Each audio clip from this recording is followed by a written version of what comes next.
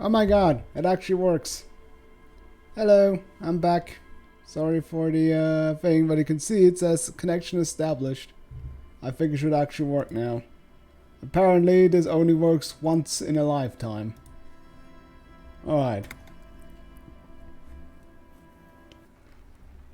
Let me see. Okay, I have the overlay over here. The dented yellow mailbox greets you with its graffito and bullet holes in the front. Oh yeah, I even have the button. So can I call in a vote now? Oh, there we go, yeah. I think you can now click and vote on what you want. Okay, somebody voted for kicking it. Hey, it works. Nice. And we got a stalemate. I'm going to do neither. What is that even? Oh. I don't know what that button does.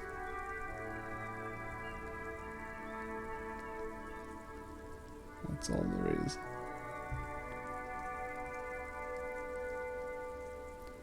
Not sure what that button exactly did.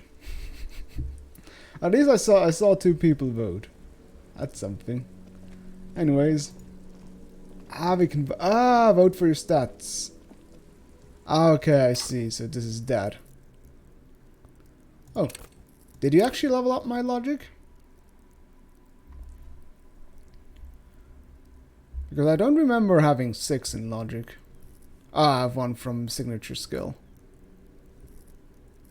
Oh yeah, those are my signature skills. Okay, I see.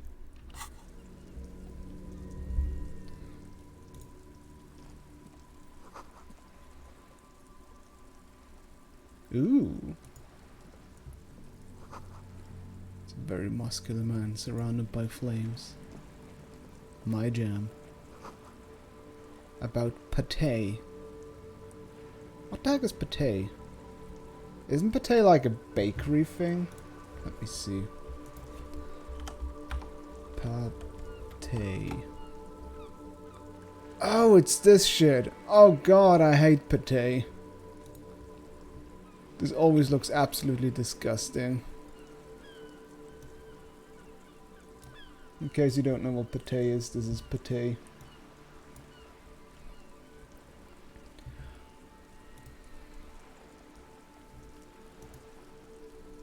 I don't know, it just doesn't look particularly appetizing. This one doesn't look too bad, but there's also pate like that, where I'm just like, ew. Like this glibbery stuff. It is some sort of like meat cake, I think. Spare ribs, pork necks, streaky bacon. Yeah, it's like just, I guess leberkäse is actually a good way to put it. Just basically just mixture of ground food, just mushed together.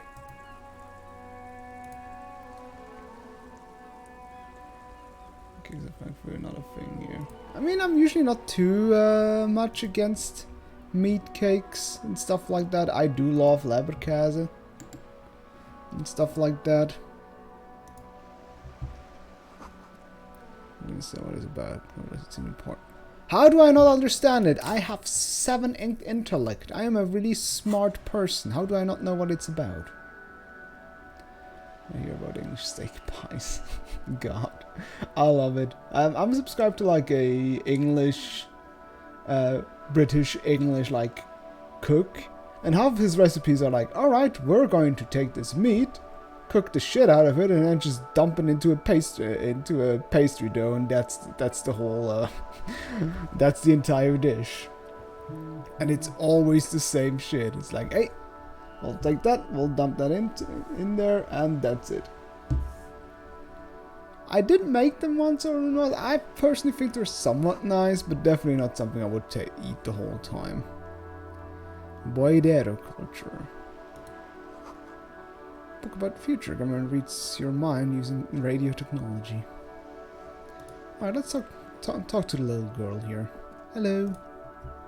Hello, sir. Step right in. The store is open.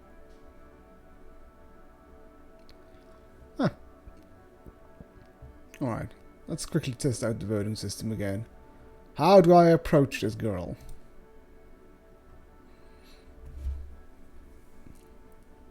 Am I going to be nice?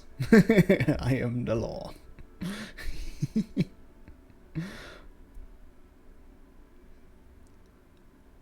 Hello. Alright, I'm saying I am the law. I am the law voted I first. know, sir.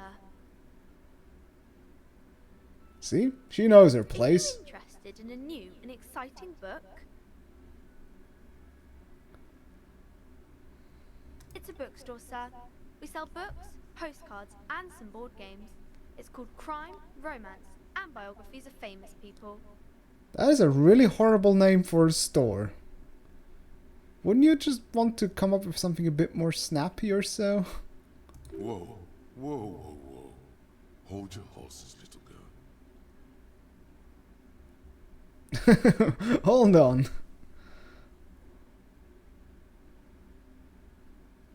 I want to buy some magic cards. Hey, don't be ridiculous. I know all these things. What is a book? That is a book. They have stories inside them. It's like someone told you a story in a really long letter. And what is a A postcard? postcard is a small cardboard picture. You can write a few words on the other side and send it to your friend or beloved. Aw, she explains that so nicely. She is unfazed by your questions. She would consider it impolite to point out any perceived weirdness. What is a board game? Board games are like little games on a table, made to pass the time. There are several different ones, but sailors here mostly buy cards. Eh? But I see mostly by cards. Hey, who said something about magic cards? Weasel. I guess we might be able to crack a booster or two. My pleasure. Anything else you'd like to know? Fuck yeah. I got experience for asking basic question. Okay, sir. I'll try to answer any questions you have. I hope they're about books. What is romance? My name is Annette, sir. My mum, her name is Plaisance. She owns the store. Play songs. She's inside minding the register or organising the stock. Feel free to step in and browse our wares. I'm signalling that the store is open. Otherwise people might not know. They'd miss out on the crime, romance and biographies of famous people. A sudden gush of wind turns the pages of the books on the counters. She covers her face, smiling, but she's cold.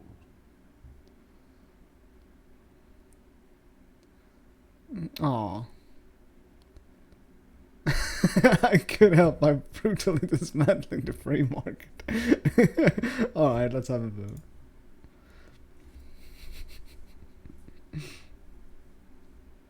How do we help the little girl?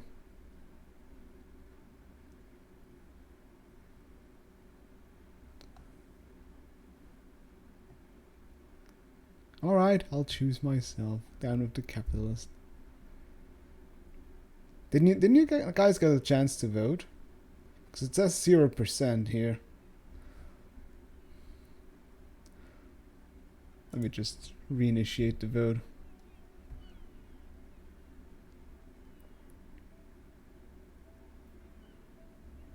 And there we go.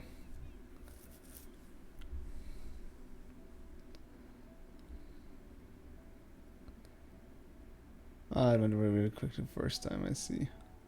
Ah, okay. Oh, let's help her. Kind of you to offer, sir. What could you do to help her anyway? Alright, fine. Well, you're a good trooper anyway. Thank you, sir. I'm happy to help Mum out with the store. Although I do want to see what she says My name about the is Annette. Feel capitalist. free to step in and I'm signalling that. A sudden gush of wind turns the pages of the books on the counters. She covers. Thank you, sir. I'm glad to help Mum out with the store. She doesn't seem to understand what he said. Makes sense. I do my studies at home at the moment. I have to help Mum keep this place running. What is school anyway? School? Well, mine is a big yellow building on Boogie Street, and the people there run it. They say it's a charity. Isn't going to school more important than this school is stupid. Alright. What is school? Important or stupid?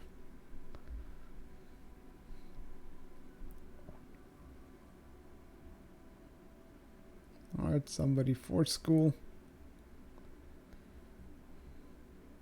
Yeah, school is important. Mum says it's necessary to do both because it builds character. Mum says a proper worker is dutiful. That's how you get ahead in life. You succeed. Mum says it's peachy. She was a little afraid at first. There's talk about this house being cursed. Cursed? Behind her, the window has been boarded up.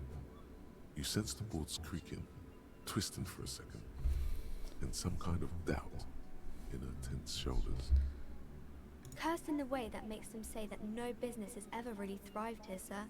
That they all go... Bankrupt. Ass up. No, I'm not swearing in front of a kid. Bankrupt. Exactly.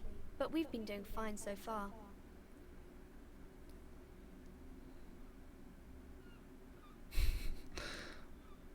It should be rather serious. Nah, curses aren't real. I'm a man of the They mind. shouldn't be, but they seem real. Anyhow, they say that these grounds are doomed for businesses.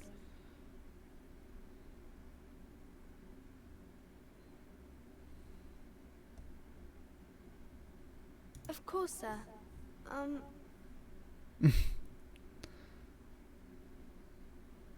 Crime fiction is about murders or burglaries or things like that, and the work of a policeman or a private detective who's trying to solve a crime and catch the criminals.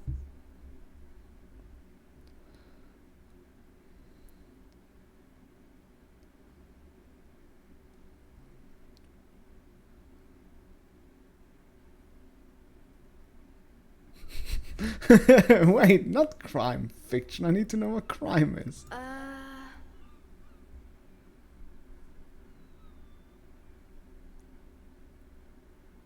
Crime is a deviation from the law, punishable by either a civil or criminal sentencing. It's what the law prevents. It's exciting to people, I guess. They get to imagine dangerous things, and it's kind of like a puzzle, where you can guess who the criminal is, or how the good guys are going to catch him. I am a policeman myself, by the way. The law, as I said. You don't look much like a policeman.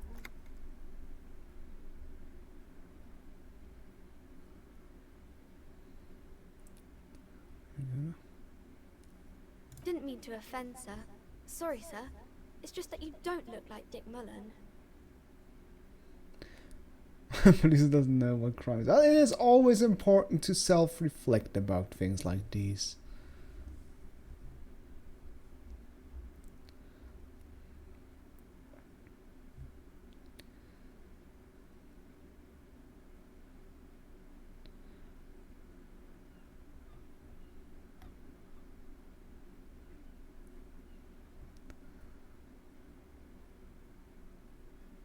Yeah, so it's one in my head. Head? Yes. Exactly. No, it's your soul. Your blue soul. I haven't played Breath of the Wild. No, because I do not own a Switch. I am thinking about maybe getting a Switch, but Breath of the Wild would definitely be not one of the games on my list. I usually coax myself out of buying a console by thinking about my huge backlog on my PC. Not head, child. Heads. Looks like a Humpelman.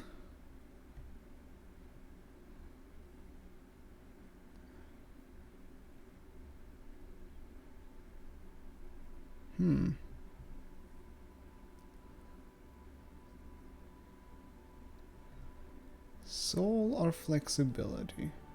Oh, flexibility. Isn't that very dangerous?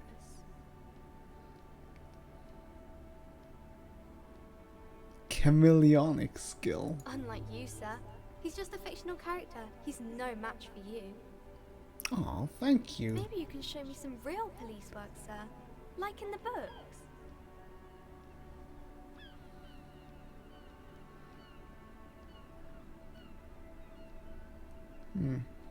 Composure. Okay, I'm going to do something now. Oh, good lord. But what is romance? It's the type of book where there's a rich lady and she has to choose between the good man and the bad man. Perhaps imagine yourself in the Or situation. there could be a story about a poor lady getting a rich man. It's about man and lady business, sir.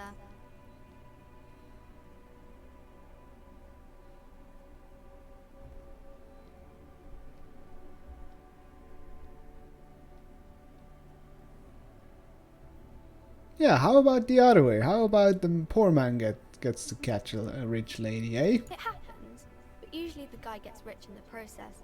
Or should actually be rich himself, but has lost his family property unjustly, like during the revolution or something.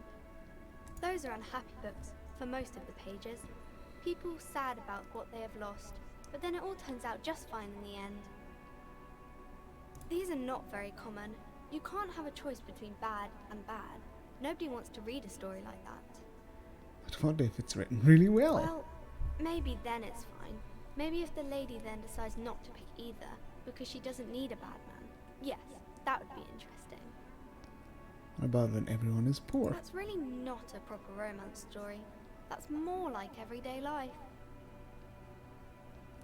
Yeah, poor people are boring.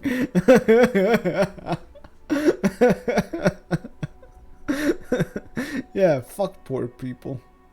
I guess, yes. People in books are always very interesting, especially the romance people. What about a book where the man and lady business doesn't work out at all? Oh man, the crazy man, like the Sandman. I haven't read many of those. Maybe you should ask Mum. I think she's the one.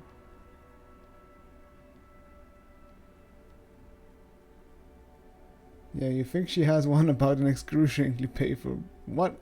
I don't think it's a romance story if the main characters break up, though.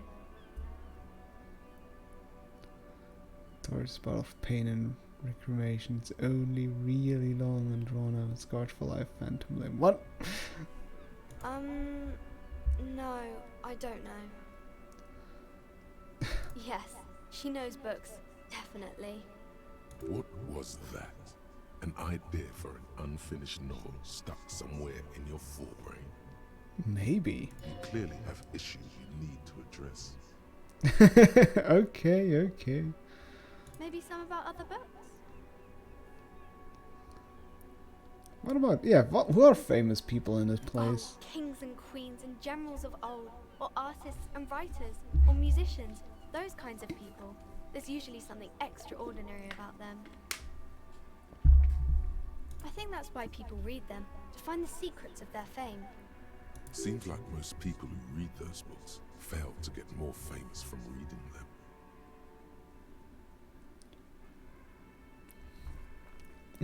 Reading those books doesn't make readers more famous, does it? But it does make the famous people more famous. This is maybe someday I will write a book about me one day. These famous people are like a bunch of dorks. Alright, let's have a vote on this one. What are famous people? Or what is fame?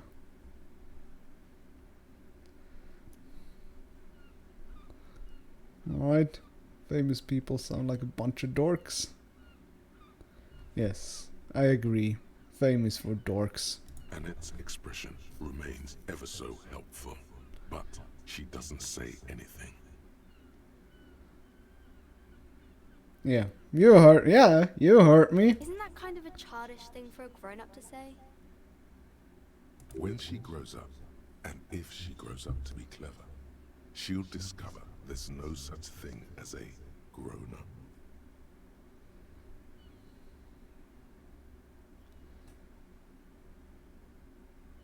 Okay, sir. She doesn't know what to make of that, but she'll remember it. Hmm. Alright. Let's try to deduce something. Okay, boomer. Alright, let's try to deduce something. I feel like I have a good feeling. The girl keeps her hands folded, hidden Why is that? Haha! Deducing success. What do you mean, sir? She knows where this is going.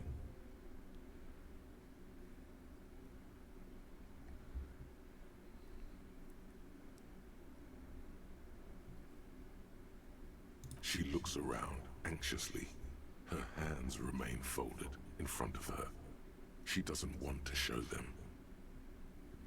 The lieutenant stands by, looking at the two of you with little interest. A facade of true professionalism. He is far more intrigued by the situation than his poise reveals. Oh, you hurt me. Hands up. She brings out her reddened hands, her nails frayed, nearly chewed down to the flesh. Jesus. And you knew this from me keeping my hands folded?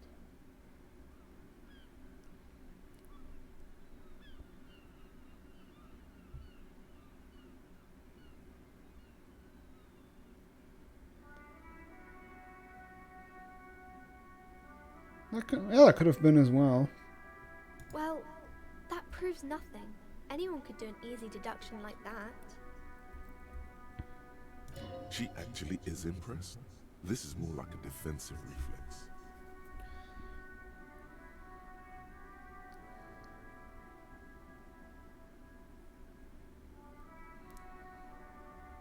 She nods, half provocative, half enthusiastic. That because of your mother. You know, rats have been nibbling on your fingers.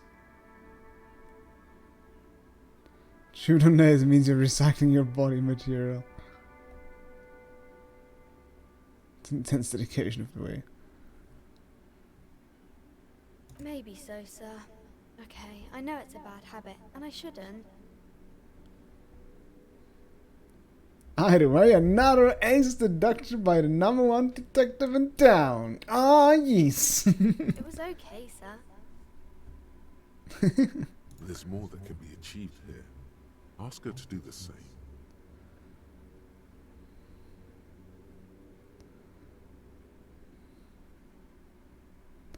Alright, I'm curious what she has to say about me. You're quite sober. The lieutenant does not flinch at the comment. He does not flinch even a single bit. He is intensely not flinching. It takes effort. And I'm having a grand time. How do you know I'm usually not? Oh dear. Because you usually aren't.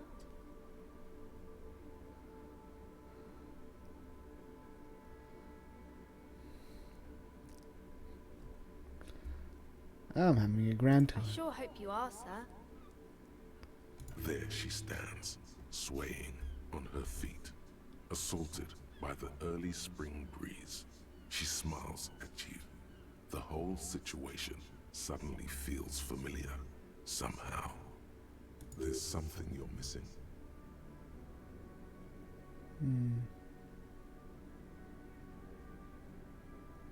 Knows the law.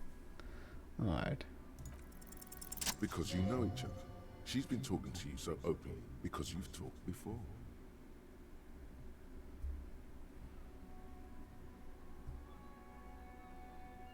Yes, I stand in this spot all the time. You've been running around all week without your shirt on, sir. Telling people about being a star or something. Don't really understand who those stars are. Oh, good lord. Without a shirt on, telling people about being a star or something.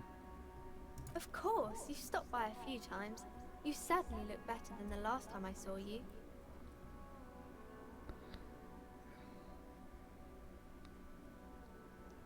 Thanks, I'm trying. Yeah, I can see. You don't have party eyes anymore. Party eyes? Party eyes. Yes, of course. That makes sense. I'm not surprised children have seen you running around with party eyes on, he thinks. Not at all. You know, like a cat in the dark, all big and wide-eyed. It certainly looks odd on a man. A cat in the dark. Oh dear. The swiveling eyes of a loony drug addict. That is what she meant. You were probably Gergen too. Fuck yeah. You should get some party eyes right now. Snap those sequins on you, boy.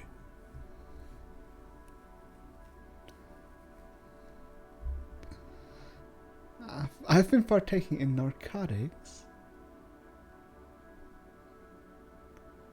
No, I think party eyes means more towards drug usage. Because there are some drugs.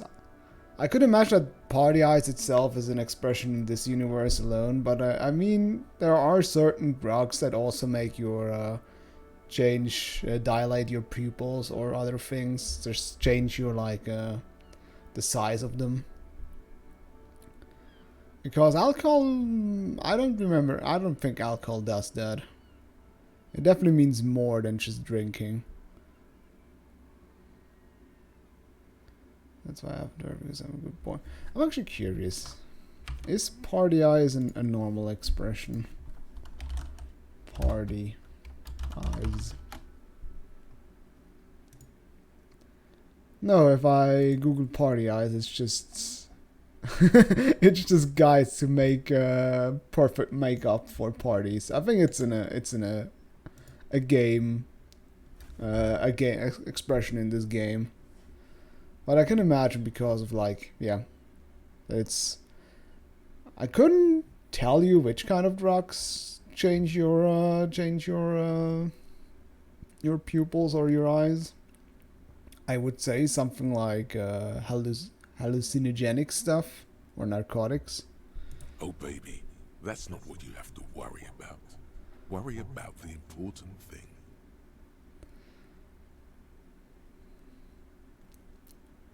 I didn't know I had to do that. Oh. I'm glad I could help you, sir. Oh. Thanks, Annette. Hi, Ace Detective.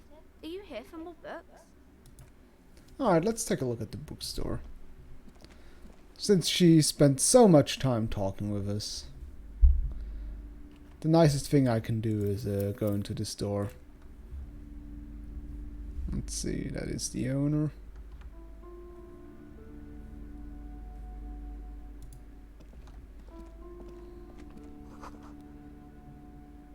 The molten candy. The display rack is brimming with worn paperbacks featuring an extremely muscular, sword-wielding barbarian on the cover. Nearly all the titles contain the word Hyundai somewhere. Storeman, tell me about the Muscle Man books.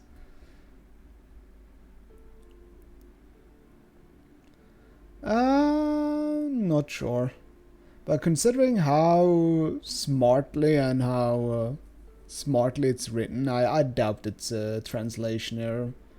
Because we already bumped into a lot of game exclusive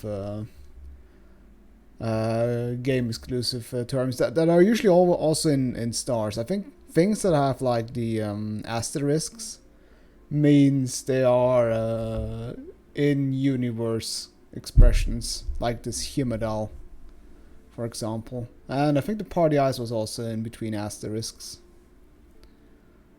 Rows and rows of Hyundalamen blur your vision. You make out some titles. Man from Hyundal and the Mammoth Riders. Man from Hyundal. Return to Hyundal. Maybe 100.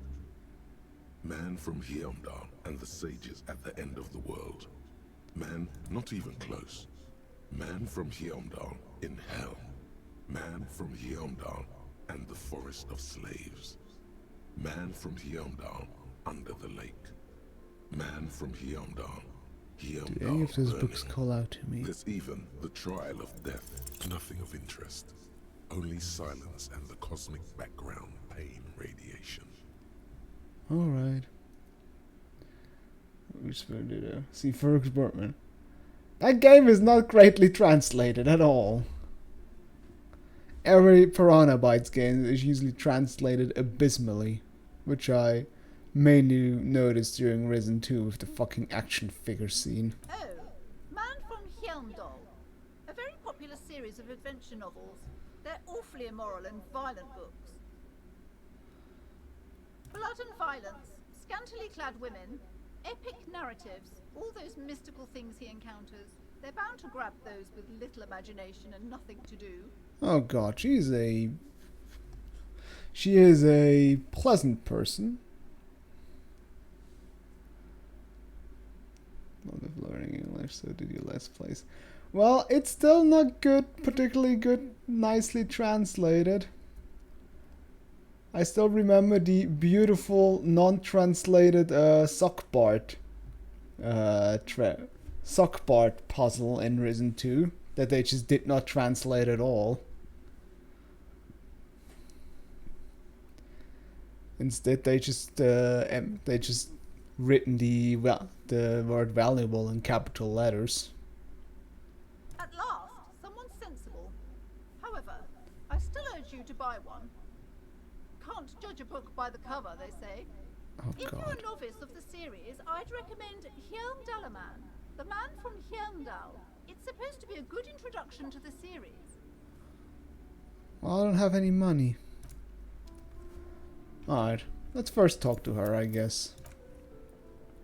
I'm not looking forward to, because she has like the most librarian voice I can imagine. Welcome to Crime, Romance, and Biographies of Famous People. My name is Plaisance. Be welcome, and please take responsibility for the energy you bring into this space. Is that a low-key diss already? A golden pendant hangs around the woman's neck, in the shape of what looks like a tiny fish head trapped in amber. In the shape of what looks like a tiny fish head trapped in amber. Interesting.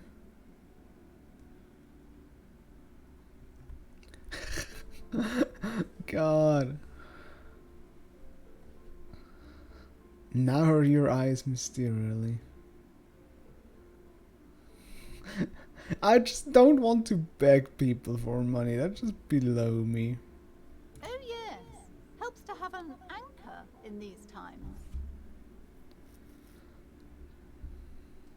Look now. I am the proudest owner of our little shop of culture. She has fine-tuned her voice to find the most welcoming approach for attracting new customers. It doesn't work. Yeah.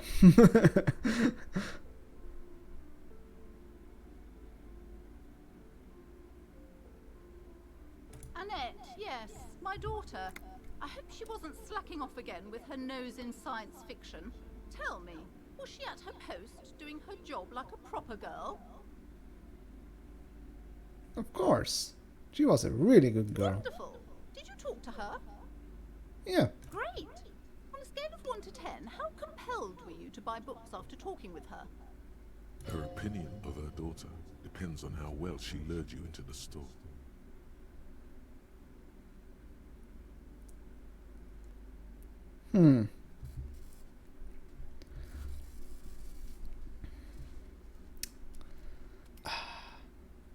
Alright, what do we do? Do we actually grade? Because if I grade her, I'm gonna grade her a 10. But I also just kind of object to this kind of thing of grading a human being. So what do you say? Do we give her a 10 or do we not grade her at all?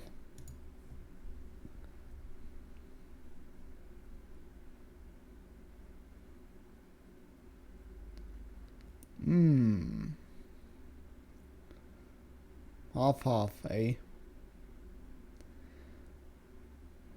I'm personally going with not grading her.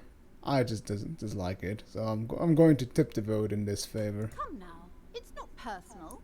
It's about Oh, for proper God's sales sake. practices and market research. I expect an answer. Well, I mean, all right. I guess our question has been fine. My 10. precious, her dedication brings joy to my heart. If you have children, I hope they turn out as great as my Annette.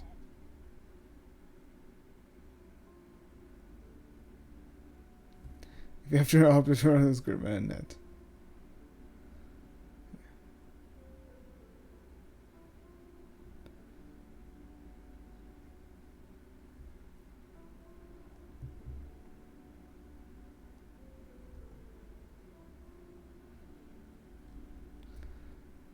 I'm here to dismantle the free market and abolish child labor, but no.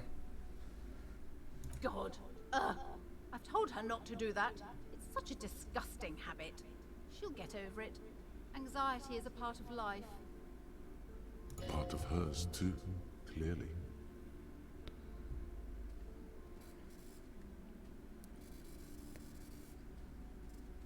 She can, if she has enough willpower. This is what's called growing pains. Life isn't easy. Life doesn't give breaks. Come on, ma'am. It's obvious she can't do anything about it.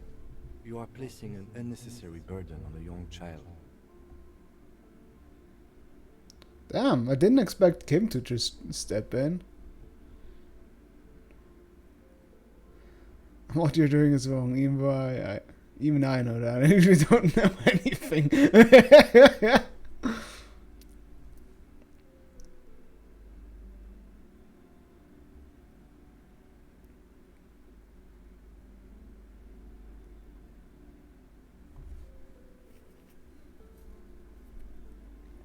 Yeah, actually, super alright.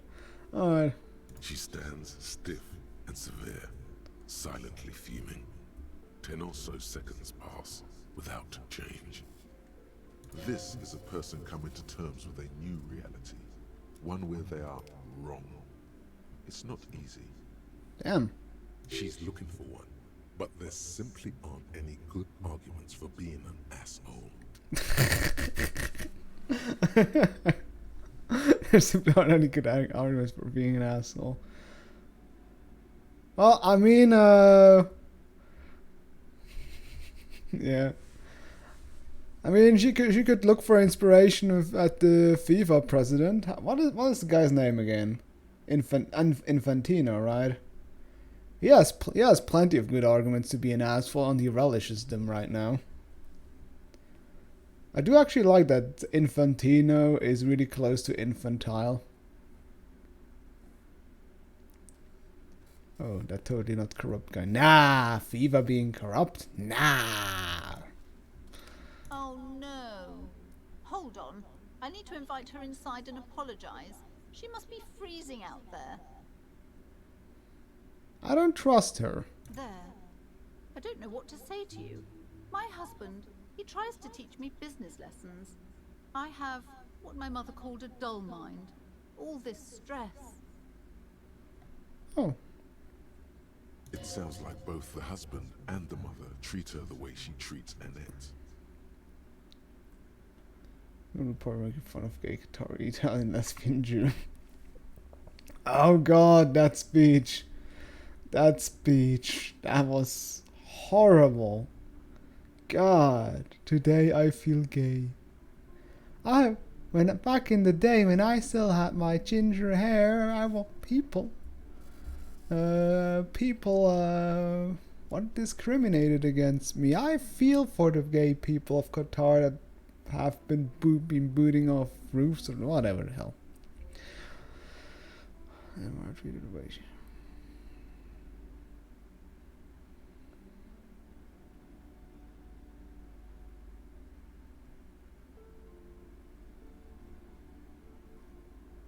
Oh, well, my mother was horrible, of course. Absolutely perverse energies around that person. But my husband? My husband is completely different, of course.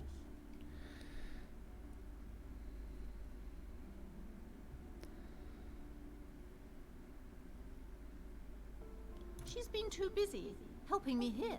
So she studied at home this trimester. This is a temporary solution, of course. I assure you, I of all people understand the importance of education. She will be back in school the moment the store takes off. And hell freezes over. Never mind. It's not a good topic to get into. Yes, my husband is a successful entrepreneur east of the river. If only he were more involved in the business we're running up here. No matter. Soon we'll both be off for Grand Couronne. Zoom be off for Grand Couronne. It's a proper place to live. One of the most peaceful neighborhoods east of Jamrock. You may know it for its massive housing projects. Most of the buildings are empty at the moment. It's a great opportunity to get ahead of the crowds. Better times ahead for sure. He made the initial investment. Since then, he's been what you might call a silent partner. That sounded a bit sad. Super silent. Almost inaudibly so. Yes, I'm afraid so. A real treat she is. It would be nice if she had... No, we couldn't have afforded more children, really. Not in this economy. We're quite busy people, you know, my husband and I. Quite busy. Children are a lot of work. You don't look like a father, so I don't expect you to understand. I'm sorry. I'm sure you do understand. The woman looks aloof. Her features much softer. Occasionally she glances at her daughter's silhouette.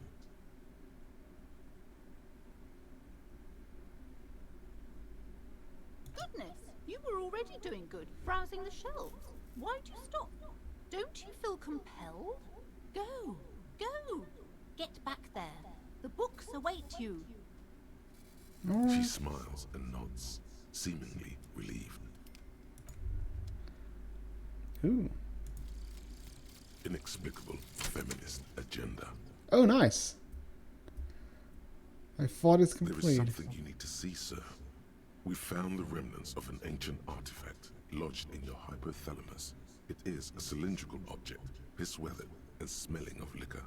The paint is peeling off, but you can clearly make out the letters Revolutionary Feminist Agenda on the hull. It appears that some time ago, before you became a joke, you were an actual feminist. Somehow, you've come to that conclusion. Perhaps you can work your way back. Maybe.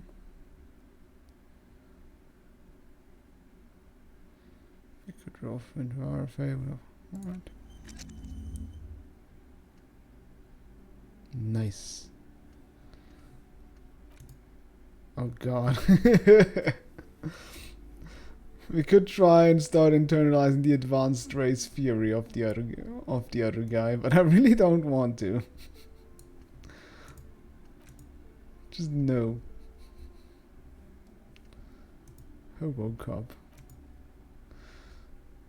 +1 drama for by the absurdity. Race theory on Twitch. No. No. I think were you around, Martin? Because we met like a giant cupboard of a man that was like French, had like a French Russianish accent that had like this incredibly convoluted race theory, which was absolutely like, I mean, like, I think even Hitler would have been like, bro, what the fuck are you on about?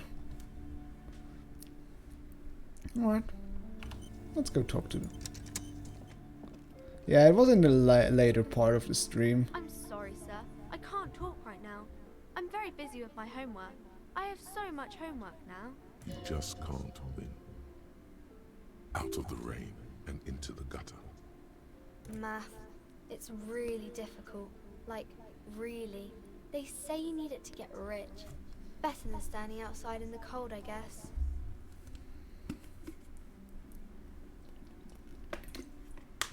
Get that guy. The thing is, Bowser doesn't want to get spoiled. He wants to play this game at one point himself. Oh, I found something while you were away. Oh. I thought this would fit you. Like, thanks for helping out. Not me. The city, I mean. Like a detective does. Oh, I got a hat.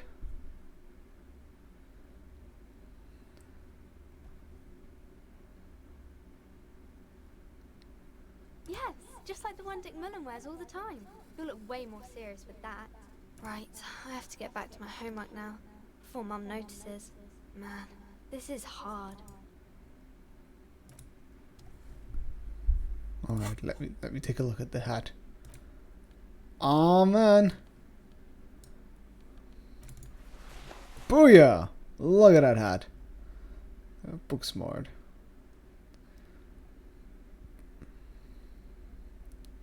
And I think this one looks even better than Dickmon, whereas Dickmon is stupid and not real. Even real. You're real. Your brain is real. Your real brain is inside that hat. Fuck yeah. I got a nice hat.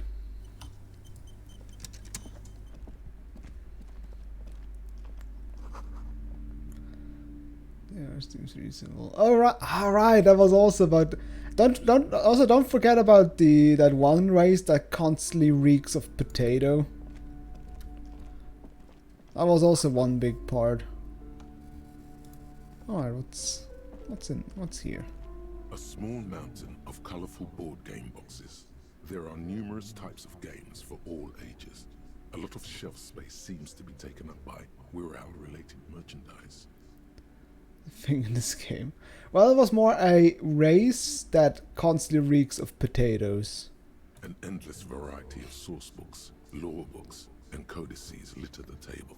Yeah, exactly, The topmost book Kojikas. is Thanks, titled gentle. Welkin Compendium, 2nd edition. Or Koikos, sorry. There's also a large hardbound tome with intricate cover art, The Hunters of Katawak, Boreal Creature Compendium, and a Pick Your Path adventure game book titled Tales of Wirral. Cavern books in a board game section. Who wants to read books? There's a box that says Wirral 3rd edition mega setting supplements module. The side panel notes a fantastic adventure board game.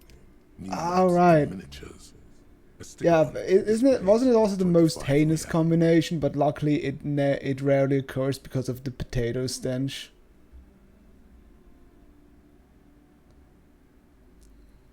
That price is steep, but then it's the 3rd edition mega setting supplement, so it makes sense.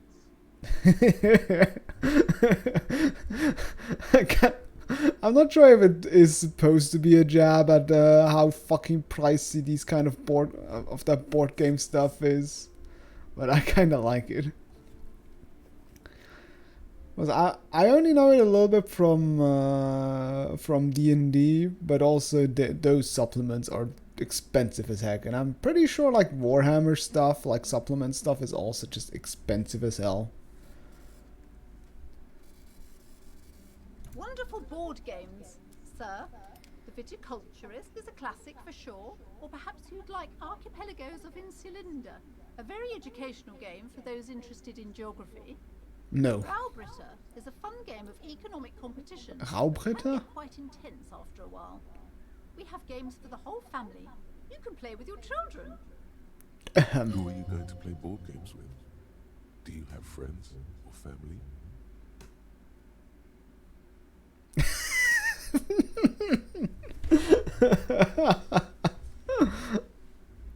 Alright, I want to vote on this. What should I do?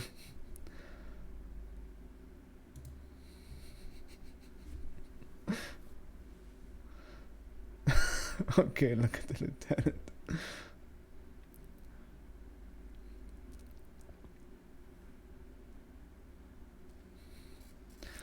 Let's see how he dodges this. Are you actually friends, or just colleagues thrown together by circumstance?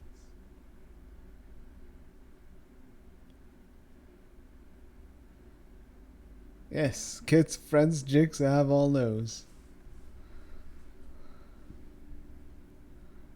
Look at me.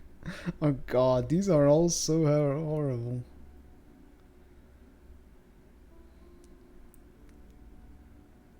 I don't feel. Friends are technically like family. For playing with friends, I'd recommend Suzerainty. It's a civilization building game where you build a civilization, then set off to brutally colonize. Just get plenty of and eggs oppress for other breakfast with civilizations. all those chicks. It'll cost Oh 12 yes. real. Lousy auras there. No, role-playing games are popular among those types. You know, who are into those kind of things. Personally, I don't like it. Hold on. Are you dissing people playing role-playing games? Also, excuse me.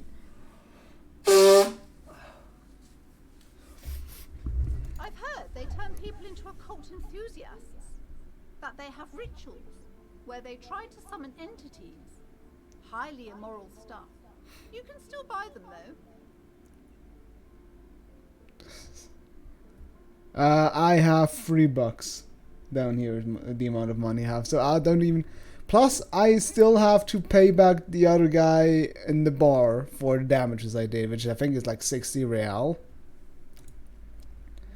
So I'm still heavily indebted before I could buy anything. Then again, I can also just choose not to pay the other guy back. $3.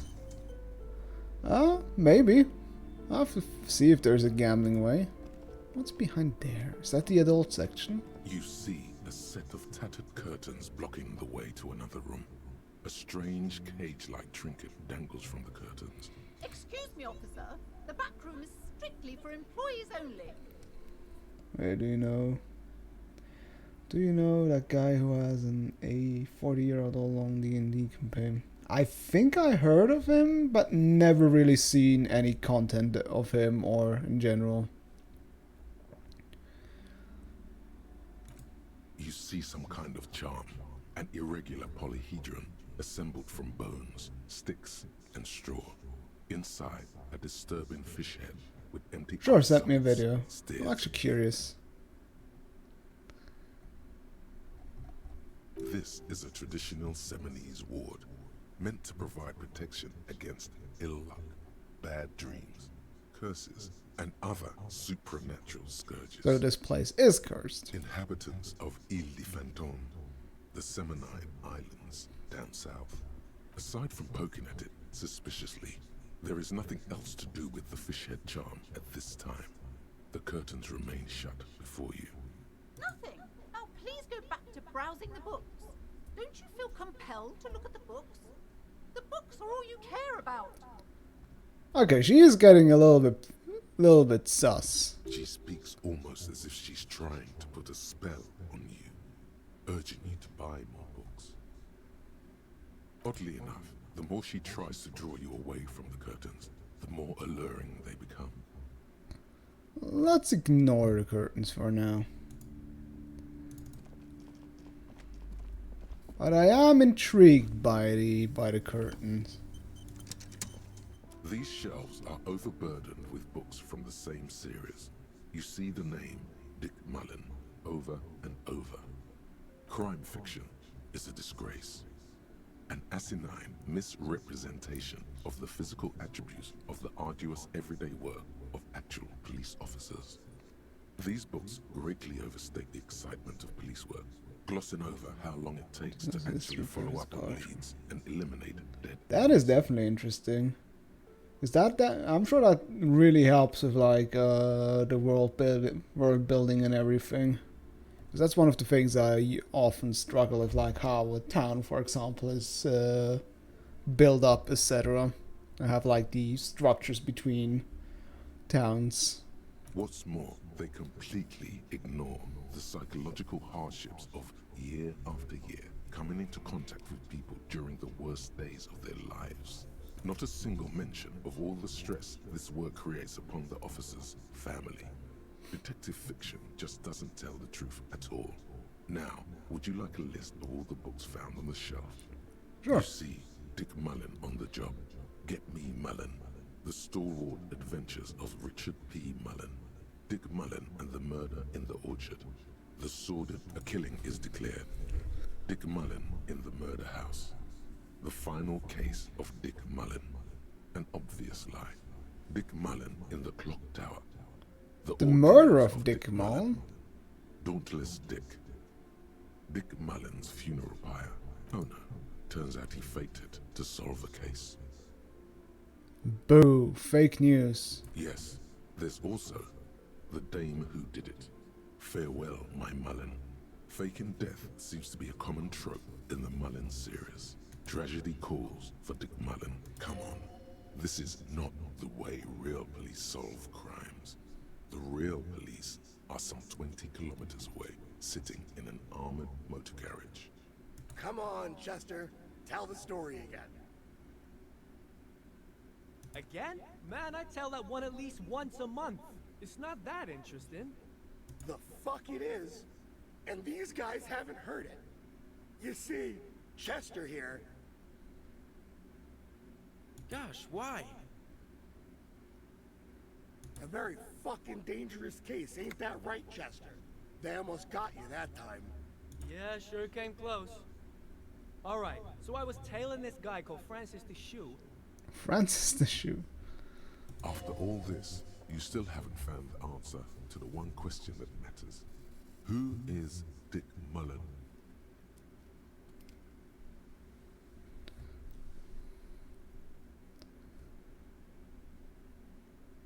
Let's see. Maybe I'll manage. Your quick eye notices a small caterpillar crawling across the spine of a book. The title reads, Dick Mullen and the Mistaken Identity. Man, look at how I mastered this check, even though I'm absolutely garbage at reaction A speed. worn paperback from Dick Mullen's classic Hard-Boiled Phase. The premise seems to be that Dick Mullen is framed for the murder of his best friend and has just a few days to prove his innocence. Could it be the motifs of unstable identities Just and feels to shocking notice a betrayal? caterpillar.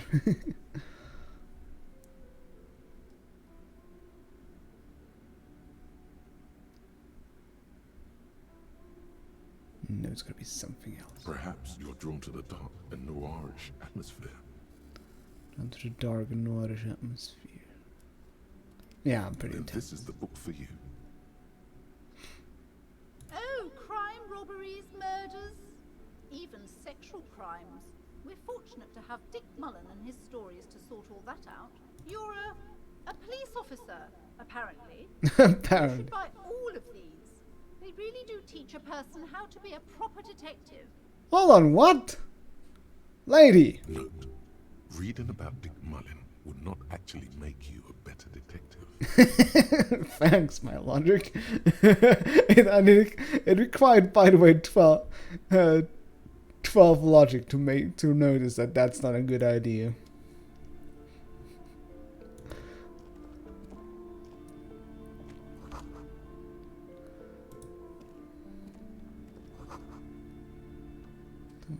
Fascist magic. What the heck is how does fascist magic exactly look like?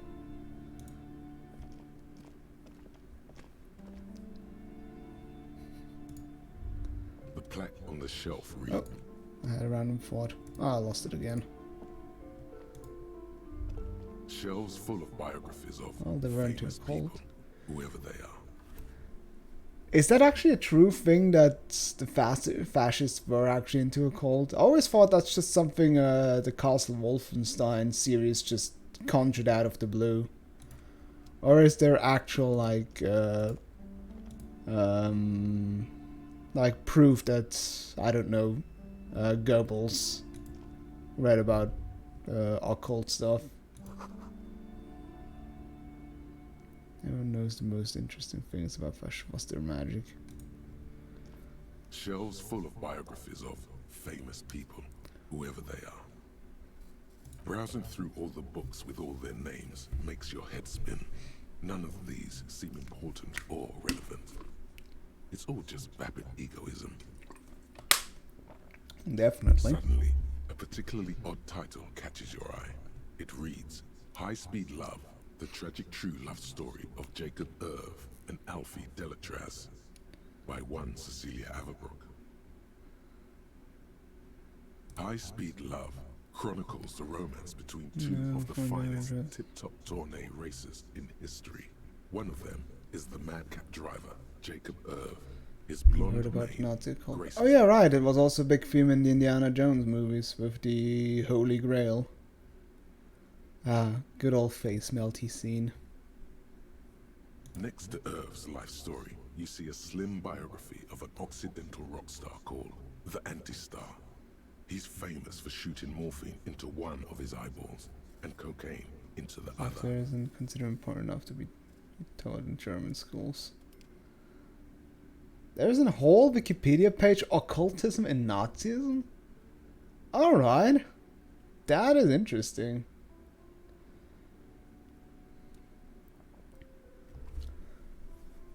Okay. Today I learned Nazis did actually have a foot in the occult in occultism. Next to that, Revacholian radio personality Guillaume Bevy stands in front of a rundown drug den. He's a permanent fixture on Channel 8, reporting on real-life crime and ruining cops' days. I really must insist you buy one of the books. Reading them is not for free. Do still browse though, but not too long. Alright, she is getting on my nerves. Something is really sus about this person. I'm so going to get behind your curtain, She girl. understands she has erred against the customer and immediately corrects course.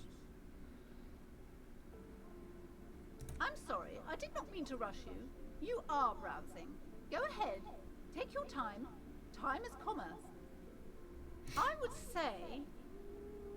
The greatest innocence. Yes, most certainly. It's an important educational tool, delving into the depths of history, religion, and their The relationship Association of Knights aesthetic involves power. a wide range of theory, speculation, research, and tradition of Nazis, preparation of various occult traditions, such as they offer recorded since the earliest 94 and gained new reports in the 1960s. Yeah, I was about to say that is a whole lot of fluff. Whole lot of fluff with no real theory, speculation, and research. None of those are definite at all. A very influential historical figure. But surely I don't have to tell you that. You're a law officer, and law officers have at least some education. Well, unless in certain countries like The America. book is also very daring. The author aims to re-examine the universal understandings of the inacentic system, creating a fresh vantage point and a shift in the tired order of things. I thought this was about which of these innocents is the coolest in the group. Certainly, it's prudent for a person to have at least an elementary understanding of history and society. Imagine the chaos we'd be in otherwise. You feel like you should get this one. Definitely. It's important somehow. There's something personal inside. Oh, I'm still too poor. So, no. Several maps have been attached to a bulletin board hidden inside the alcove. They're held up by small pins. The board has come loose from one corner. The maps look old and faded. Your eye catches a map of Insulinda, a map of Revachol, and a map of Martinez. This large map displays archipelagos. You see a constellation of small dots on the light blue emptiness of the Insulindic Ocean. The largest in the northeast is La Caillou. You are here. Another far away in the southwest, Seminese Islands, Ile de Fantôme, Ozon, Laurentide, Fas a la Mer, Archipelagos, North Arcade Islands, all just specks of dust on the vastness of the Insulindic. On the edges of the map, the color fades into a blur of dotted lines, disintegrating into mathematics. In the northeast, a dust mite stands on the north coast of Caillou, in a bookstore. It's you. You can, on Caillou, Revachol, a single black star, on Ozon, Fondelier, and Vimandu, on archipelagos, Croyan Moran, Villiers, on Seminine, lost little pearls of light, tiny fires in the dark.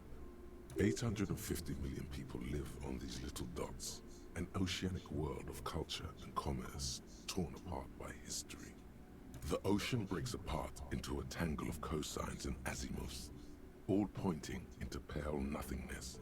Windy is the north azimuth. Grad, connections to other worlds. Words past the Insulindian, unknown to you. You only know you've never been there. You have little idea what they are. Distant stars. Oh, Jesus. Gods. But looking at them makes you feel almost non-existent. Whatever they are, the Isolas are immeasurably large compared to you. Perhaps they are gods. Gods of distance and outer dust. The north coast of a verdant island is shattered by the delta of a river. To the east, rolling hillsides, Le Jardin, Stella Marie Coudon. It's somewhere to live. It's so small. No, this is somewhere to be. This is all you have. But it's still Can I buy these I'm maps? sorry, officer. The map of Martinez is the only one available. The other two are not for sale anymore. And besides, you could scarcely afford them. They're quite valuable, though they might not look it. The map of Martinez is 90 cents, though. That old thing.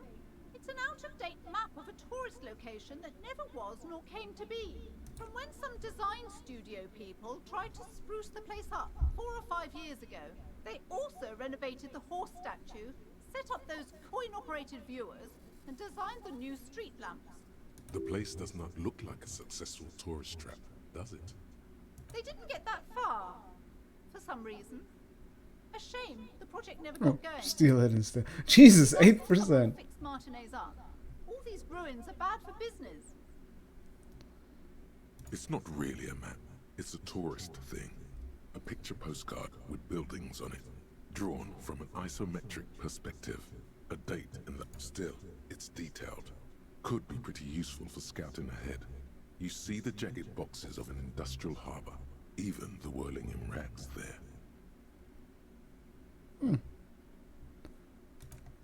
Could buy it. We even could afford it. I think it's the only thing we can afford. This bookstore is not strictly about crime, romance, and biographies of famous people. There's also a wide range of paranatural literature. Amidst the various books, you find one written by someone named Matthias W. Dundas. It's about these three things are very important to the working class mind. The point of the book, and many others on this shelf, is to give people medicinal advice in situations where they don't have access to paid health services. It serves platitudes, while also telling everyone that traditional medicine, the kind people don't have access to, and which costs more than this book, is garbage, and would only give you cancer anyway, without even curing your cold or anything. Alright, it's starting to get into the German has a nice word for this, which came up especially during COVID, which is called Schwurbler. Wholeness, unity, balance, on the other hand, can basically take care of anything. Though it is important to note, when it's up to your mind to heal yourself, then it's because of your mind that you're ill in the first place.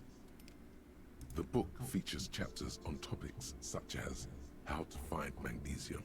It even lists plants you can harvest magnesium from. How to continue drinking if you're an alcoholic who has destroyed his liver. And there's even a chapter on the ancient Seraïs tradition of using duck gallbladder preservatives to treat and prevent sexually transmitted good lord. diseases, pre and post factum apply. Magnesium is Nothing harvested worth from buying. plants.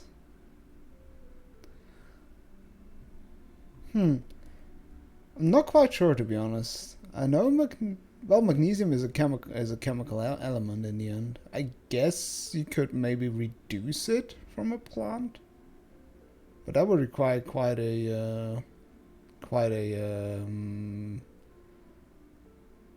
difficult process, I would assume.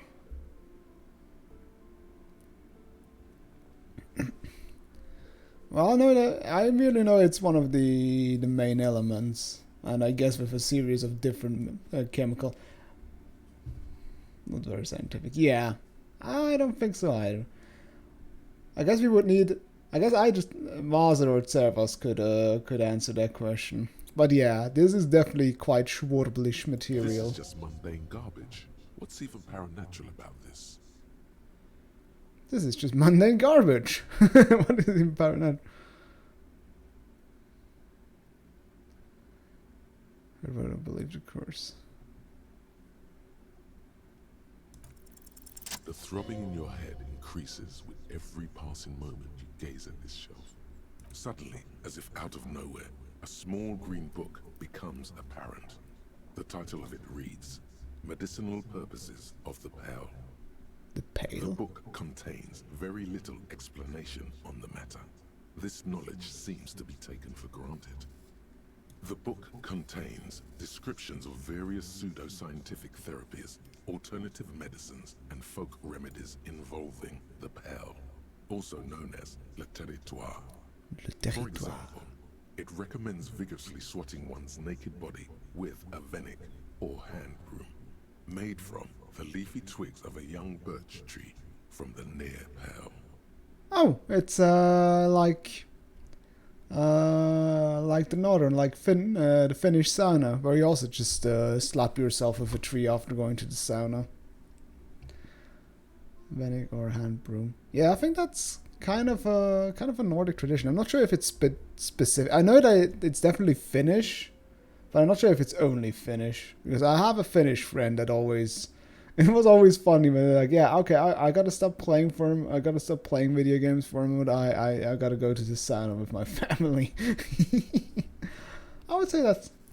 Although let's put it up to a vote. Is it painful or invigorating?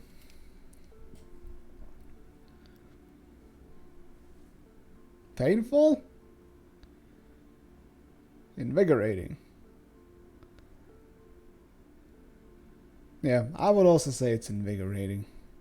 It is, and good for the circulation too. Exactly. I mean, it's a tree. It's branches. It's not like well, I've recently just watched the Castlevania series where the one character Isaac, that guy slaps himself with a spiked belt. That is painful. Or what do monks usually use for self-flagellation? A flail. You like getting spanked, noted. No. Like I said, a tree doesn't hurt that much. A flail, on the other hand, that hurts. Or a whip or something like that. That is painful. It also recommends consuming distilled spirits like vodka or whiskey that have been aged in the Pale. Readers are instructed to cover these jars in a shallow hole just inside the Pale and leave them there for 30 to 60 days, depending on the potency desired. A branch of tree might hurt less. Well, it's only like it's not it's not like big branches. It's only like small branches, kind of like in the thickness of a broom. It's like those, like I would say. No, even small, like this size, like a finger-sized branches. A twig, yeah, twig size. It's so simple. Wait, let me actually find a picture of that. Finnish sauna twig.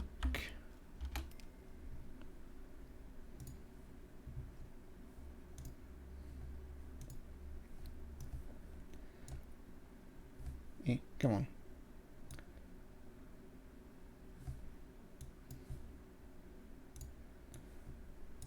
Come on. There we go. Like, that's how it looks like. See? That's not painful.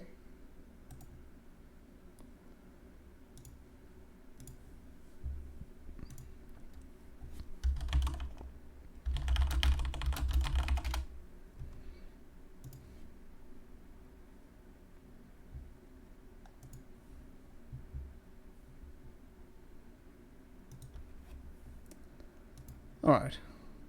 Okay, what does the liquor Among do? other benefits, it is alleged to restore a damaged liver to perfect health. Okay, that however is that however it doesn't make sense.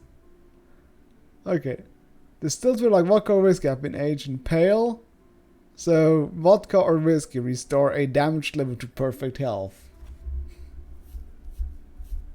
That seems improbable. Thanks, my logic.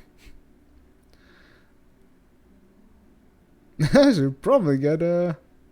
Is it any more improbable than anything else that human beings put their faith in?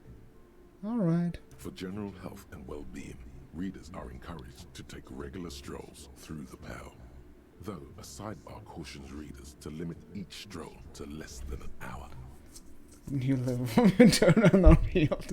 I guess that works like that. These strolls promise to cleanse the mind of warriors and the body of toxins, especially if the perambulator performs this ritual in the nude. Nudity figures prominently in a number of these prescriptions. So, strolls through the pale. So is it like a liquid This or... is exactly what you need. What? What? Strolling noob through the city? I mean, yes, cleanse the mind of worries in the body of toxins. Yeah, that's what I need, but I don't think that walking around naked. I mean, I already did that apparently, considering to the kid, although I wasn't completely naked. There's an entire section devoted to cures for men who are struggling to perform their marital obligations. Ah. Oh, I certainly don't need You that. close the book and return it to its place on the shelf. Sir, please, no browsing in that shelf. That wisdom is not for free. Oh! Maybe I don't know what this pill thing... Yeah, I'm trying to think of what it could be then. Because marching through the pale, it would mean...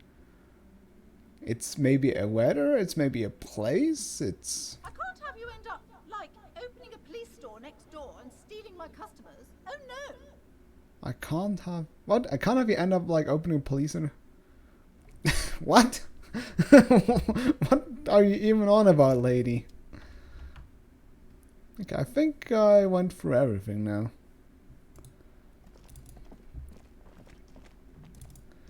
The thing is, though... She's a bit... She's sus. She is very, very sus. The curtains, tattered with age and covered in dust, hang before you, as if taunting you. Wait, can I talk to her again about the curtain? I don't want to just barge behind the curtain. Officer, and welcome to crime. No, I can't. Alright. Hmm. The curtains, tattered with age and covered in dust, hang before you, as if taunting you. Ignore the curtains or pull open the curtains? That is the question.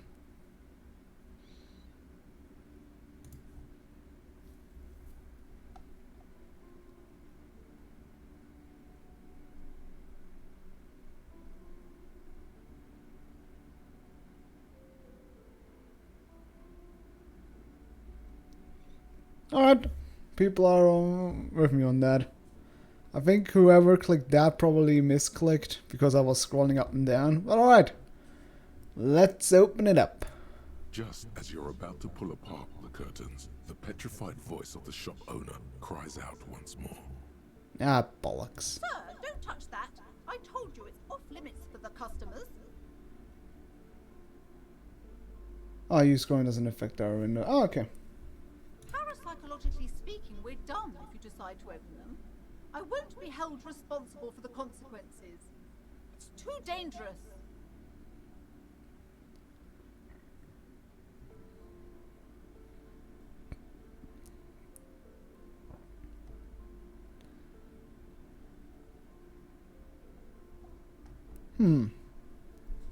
Ah, okay, it's an extra pop-up. I see.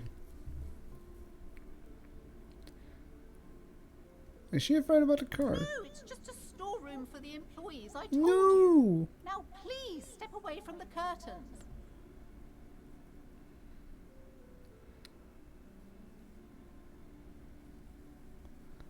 Yeah, I'm a police officer. Why? It's not like anyone was killed there.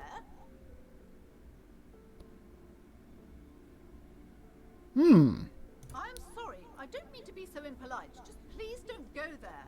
I can't allow that. You'll only make things worse and unleash the powers. The powers? You do? My God. Even more reasons not to mess with the curtains. Just step away, dear sir. No. We'll get in there. No! Please just talk to me, officer. Come here and let's talk this through before you decide to do anything extreme. Talking is always good. Go see what she has to say. There is something mysterious about the curtains. Be careful. The curtains, tattered with age and covered in dust, hang before you, as if taunting you. Alright, let's first talk to her. Let's see what she has to say.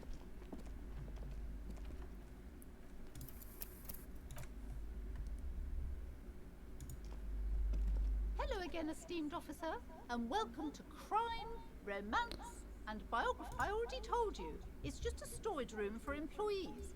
No, it's not just a storage room for employees, otherwise you wouldn't be so incredibly puffy about it. Just let it go, officer. Go buy some goddamn books. You're supposed to be drawn to the books. Alright, there is some sort of voodoo shrine going on behind there. You're supposed to be drawn to the books. She recites it like it's a poem, or like she's playing a role she's grown tired of.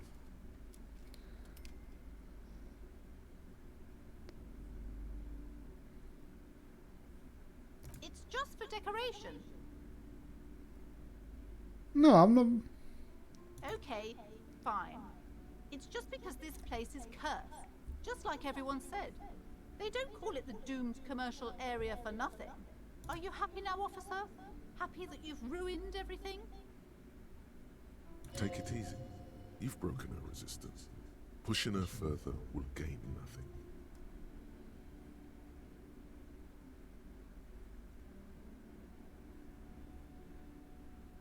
It's not good to talk about the curse, not in detail. The negativism, it's dangerous. Talking about the void wraiths angers them. Wow. Void raves. You have new words. Yes, I've contacted numerous parapsychologists, and even a pair of Simonese mediators. They provided me with the wards. The wards help to keep the doom at bay and protect us against the darkness that lies further in the building, even though now I fear it's not enough. Oh, this? No, it's a special Himian amulet, blessed by desert pygmy shamans, with a spell of compulsion. It's to compel people to buy books. Oh man, she is opening up. There are numerous spells cast throughout the store. I had the books anointed with a different inducement spell, for example. It's guaranteed to boost sales 15%. Desert pygmy shamans. That sounds like a rather questionable way to describe a group of people. Doesn't seem like the spell is working. There are no customers around except you.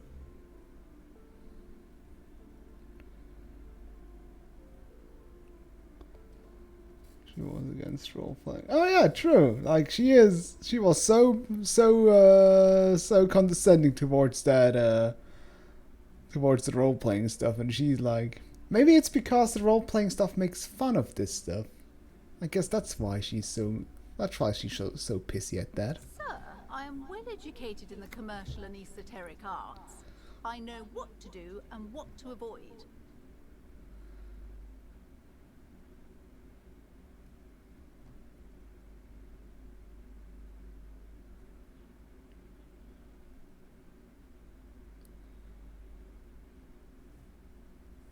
You're right. A bookstore wasn't even my original plan. I actually wanted to sell esoteric paraphernalia to help to balance out this neighborhood's dark energies. Oh, good lord. My husband suggested otherwise. He said it's less stupid, more appropriate, cultured and all that. But being cultured doesn't offer any protection against the curse, does it? Maybe I shouldn't have listened to him after all. The curse is so much worse than you could imagine. It's a disease, eating at the very foundation. That doesn't tell me anything. It's the curse of financial distress, Oh. of ruin and bankruptcy. Didn't that curtain just move?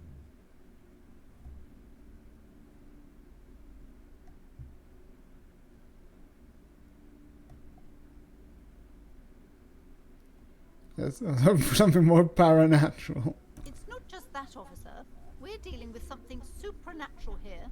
It's the cacodemons, feeding off bad business practices and disappointing income statements. The cacodemons? now I imagine those bright red flying doomed tomatoes just feeding off the cash register. There's something wrong with this building, I can tell you. Ever since I arrived, I've sensed an eerie lingering presence, as if I was unwanted here. Sounds familiar. Truly so? Perhaps the dark energies are leeching off you. You shouldn't stay in the store too long. It may be dangerous.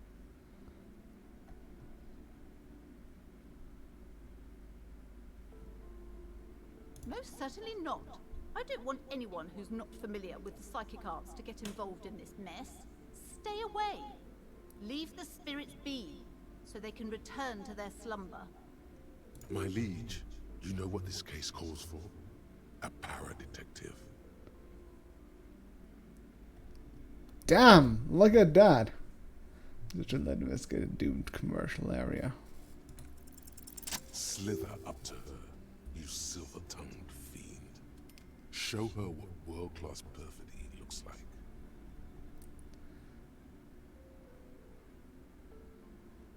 Are you sure? Don't think I haven't seen charlatans before. Me? A charlatan? No. The sleeper beyond calls out.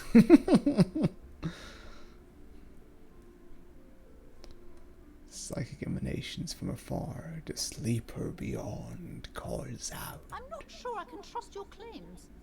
Honestly, you look like a bit of a drinker. I'm sorry for being so blunt, but... But you see, drinking is what makes me see the other The side. lieutenant keeps his usual stony calm. He silently picks out his notebook. Go ahead then, rock her world, he thinks. I'll compose some notes. Only because the spectrum now. See, yes, you see, it's necessary to drink the spirits in order to contact the void. How do you know all this? Here we go. Your words brought me here in the first place. The Semini's blood also runs through me. I am the void remnant. I have the powers to debad all bad energies. I should have realized. A pattern lies within the fabric. The hand of fate guides us. Our meeting couldn't have been mere chance. Yes. Perhaps you truly are the one to deliver this woman from the doom. Yes. I am not the only one at risk. I have to think of my daughter. You are certain you can help us? Keep us safe? I can't allow any collateral damage to hit us. Oh Lord. should I really put Kim into this? Ah. Alright. Let's see. Let's do a vote. Should I rope Kim into this or not?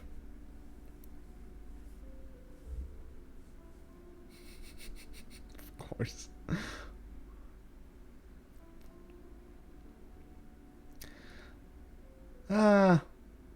I'm curious whether he will actually allow it or not, because he's the kind of sober type I don't expect to believe any of this nonsense, but at the same time he seems to be nice enough to at least help me.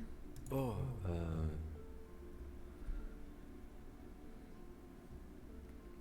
I can assure you he is a police officer. Very knowledgeable.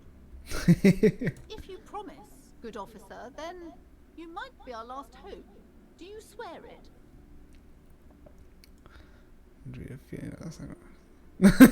Actually, I'm not really feeling. No, of course, on my own. Thank you, sir.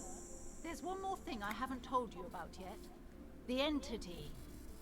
The entity. Do not act surprised. You know of these things, sire. The entity, of course, the entity. For I have sensed its presence. You have? The entity takes the form of a woman. A witch, probably. I've suspected that she must be connected to the curse ever since I first saw her. Did you know that she lives inside the chimney? Chimney. Passage between heaven and hell, of course. Yes, that chimney is part of the building's central furnace, and it's enormous. She has barricaded herself behind some metal security curtains. God knows what she's doing there. Some unnatural magic, I assume. You should go find the entity and ask what happened to all the companies in the building. What is the source of this curse? Here's the key to the warded door behind the curtains. Take it. Oh, and please do return to me after you've looked round. I'm quite anxious to know what she has to say about the curse. What you discover in there. Unbelievable darkness and ruin. What you discover? Probably just some office space. Don't be scared. Okay, but please, only a few questions. You wouldn't want to just... The woman looks aloof. Alright. I guess we just picked up a paranormal, Alright. Let's save the game. We can go into the cursed area now. You see a set of tattered curtains blocking the way to another room. You see a dimly lit room full of dusty furniture and trash. A doorway stands in the back, covered in dozens of scary little Sebenese wards, your shadow looming over it like an omen.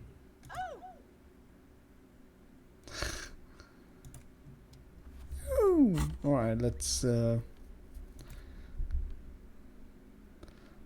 get a flashlight going so I can see what the heck is going on in here.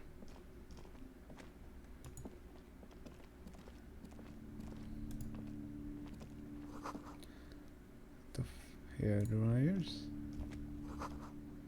Yeah. Do you have anything to say about this, Kim? Yes? No. Alright. Let's see what's behind the haunted door. A heavy door with a missing handle stands before you, covered in dozens, if not hundreds, of Sebenese trinkets and charms. It appears to be Knock on the door, After no. exerting some force, you manage to turn the key. It's eerily silent. The door slides slightly open, letting a draft of cold air into the room. We should go first. No, I go first. Oh. What does it mean now? What is this place?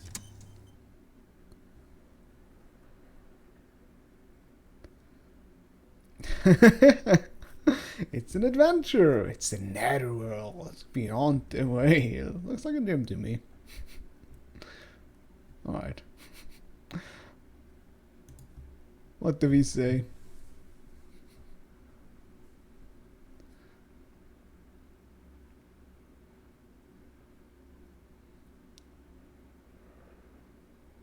It's an adventure. Alright. The netherworld. I'm personally also for the netherworld. No, it's a gym. Though it looks like no one's been here in ages. Oh, come on. Kim, you party I pooper. doubt the electricity still works. Good thing we have a flashlight on us. Yes. An eerie feeling rises in your chest. What if there's a reason why no one has been here for ages? Yes, because it's closed. Kim! God damn it, you party pooper. No need to look for supernatural explanations where a banal one would do. Now let's move on, shall we? But it's fun.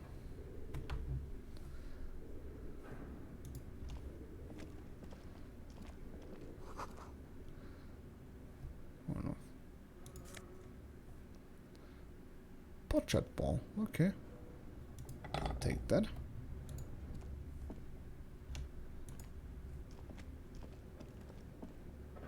A barbell lies on the floor. The color has worn off its weight Who plates. wants to leave it free? Kinda. 60 kilograms. Your triceps hum at the sight of these weights. Show the world what kind of beast it's dealing with. Lift them. There are no collars on the barbell. This is a safety hazard. Why does it feel so familiar?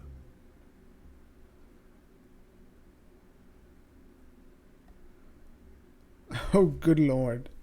Very low. Hold on. Let's... So, is it 60 in total, or is every single barbell 60? No, that can't be. Because that would be 240 kilograms, and that would never be 240 kilograms. I guess it's like 60 in total.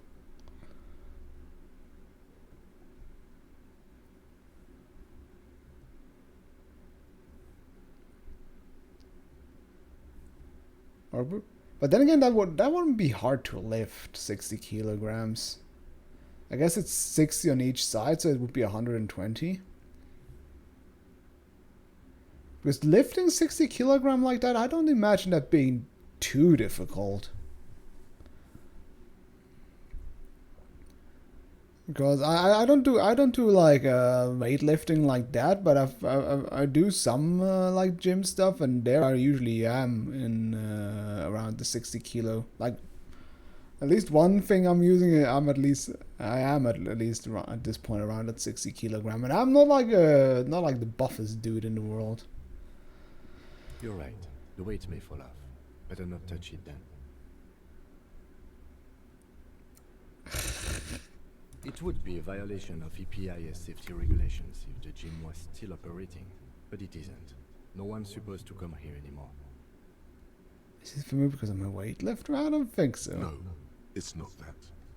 It's the stale smell of rubber, the squeaky sound of sneakers, your bruised knee against the mat, and a whistle. Then the feeling is gone. It's just a memory. All right. No, I'm not going to lift that. Thank you very much.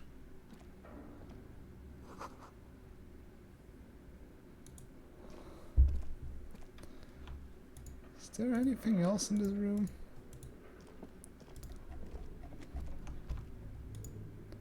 Oh, continues, goes on.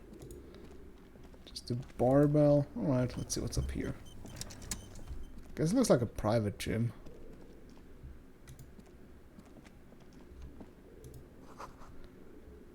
Aluminum panes and debris.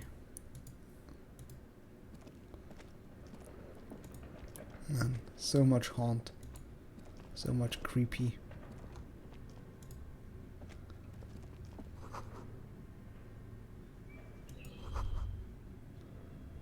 Dark stuff mounted.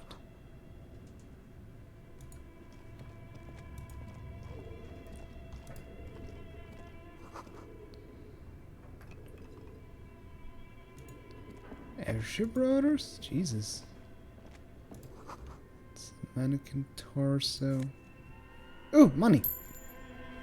Fuck yeah, I can maybe afford a book at this point. What did I get as an item? Shot put ball, okay. Huh? Your flashlight slides over an old green chalkboard covered in scribbles, sketches, and schemes, like some ancient cave mural. That looks like an RPG character. Some of the writing has faded with age, but you can still make out sections here and there. For these lithe, pointy-eared creatures appear to be different types of welkins. You make out autumnal candle welkins, casting wax-based magic. Translucent welkins, with organs shining under their skin, and even ether welkins, hailing from the vast emptiness of sidereal space. Who are all those creatures? Fantasies of a tortured, feverish mind? You got a small gym like 2 minutes away from me, and I have a sports center 2 minutes away where you can... When you take a selfie for being a member? What? You should adopt one of those Wilkins as your persona. No longer a mere man. But a Welkin. One of the Wilkins, towering among the rest, appears to be different, however. Oh god, I remember there's like one gym I sometimes go to there, like there, like depending on what time I go, there's always these kind of toss pots that spend probably more time in front of the mirror flexing than actually doing exercises. And they're usually there like, when I go for like a run, I'm usually there for like 1.5 hours or so. And they seem, I guess, spent the entire day there. Because, I mean, they are buff. So, but they are spending half their time flexing around. So that means they probably have like 5 hour sessions. Because, whatever. But you know what I mean. It's like, they have to do some sort of workout at one point. It's Vara Hamira, a high Welkin, his face white and scarred like cracked marble. This is clearly a Welkin Welkin supremacist. supremacist. The note says, all non-Welkin races will be purged. The Haldor, the Tuareg, the humans, and even headless men, all of them, purged. Imagine a world filled only with Welkin, green Welkin, dread Welkin. And it's particularly and a high obnoxious Welkin when they to just rule when they just siege one singular like station. Like the ones in my place always are at the leg press. Like they fucking spend like an entire fucking hour on the fucking leg press and maybe do like in total 20 repeats or so. And also just like put on like 100 kilo or more of weight, and they barely do any fucking repeats, and it's fucking mind-boggling. It's like, dude, just like, as there is a nice saying that says, "Shit or get off the pot." It's like, dude, either do the fucking exercises or get off the pot, or get off it, so I can finally get my turn. An inordinate amount of time has gone into drawing these little Welkin creatures. One of them is a Vulcan supremacist. Political commentary. That one has a great beard too. Some people really like building a world, I think, even if it's just for a game.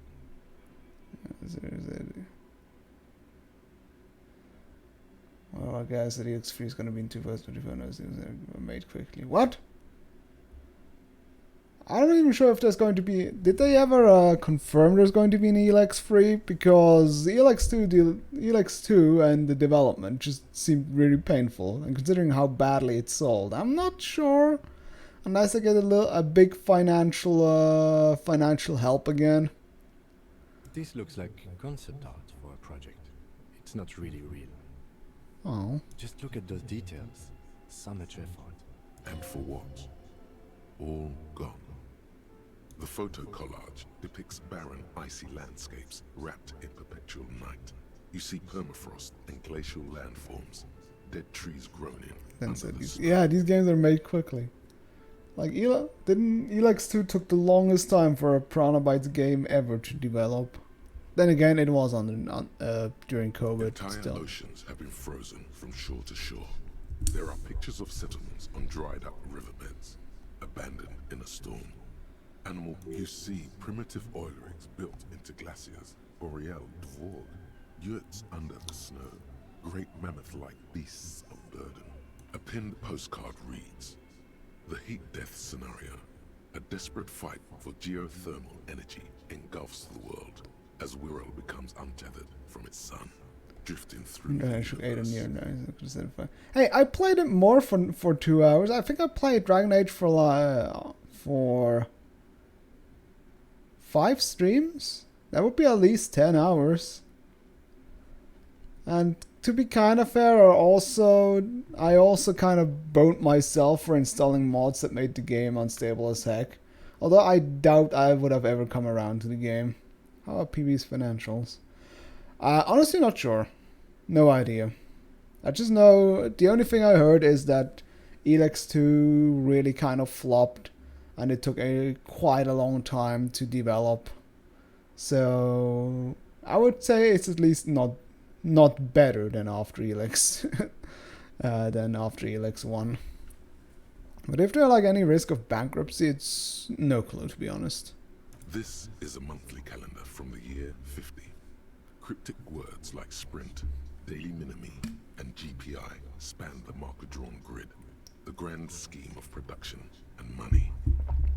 Everyone is constantly teetering on the edge of the abyss, an abyss of production. These squares look orderly, but beneath them is chaos, worry, pain. Minimi stands for a mini-meeting. It's part of a bigger framework for managing work called RUN. Station 41 tried to implement it a few years ago, but failed. Was it that only when they made coffee to know there was a time they started seeing more money, so they're actually involved financially. Well, considering Gothic 2 Night of Dream, considering its success and how little development it had. Ever since Tilting I learned that sales numbers and bankruptcy have little connection. Well, to be honest, the sales numbers of Telltale games did go down the drain, and I think the main problem with Telltale was I would assume the licensing costs, because they licensed fucking everything.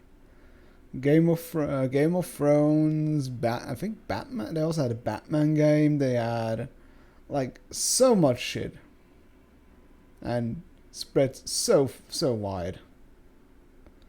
Yeah, Walking Dead. Although Walking Dead was still the time where they were doing good.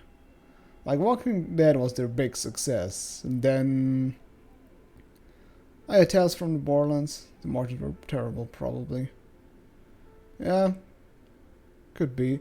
Because the problem with the Telltale games towards the end was that they were still good, but it was more of the same with no real difference. And this isn't too bad in other games, like for example Piranha Bytes. RPGs didn't evolve that much, but at least it's stuff with gameplay. But Telltale games are just pure essentially reading and a few QuickTime events. Because calling Telltale games like a point-and-click adventure is new. Without the big IPs, basically. Yeah, I definitely enjoyed the Wolf Among Us. Although, isn't the Wolf Among Us actually based on a comic book series? I guess it's not a big IP, if that's what you mean. As time goes on, the numbers in the boxes grow rarer and But yeah, rarer. although I think the one I enjoyed the most from Telltale was the Tales of the Borderlands game. Dwell in this region. Which does say a lot, because I personally despise the Borderlands games. Although I have to say it differently, because I remember many of the comics before. Yeah, it's a rather not well-known series. But coming back to Borderlands, it's like Borderlands as a game series. I like the setting of Borderlands, but I hate the game itself. The gameplay, the writing is horrible, or I don't like it. Like Gearbox is absolutely fucking terrible when it comes to writing something interesting. And I always thought to myself, I guess it's kind of a dream come true, because I always said Borderlands as a setting is really interesting. It's just a pity that Gearbox doesn't do anything decent with it. And then, boom, Telltale Games comes and it's like, hey, we got some good writers on board. Let's actually write an interesting story in this actually interesting world. And booyah. Really good damn fucking game. Really interesting plot.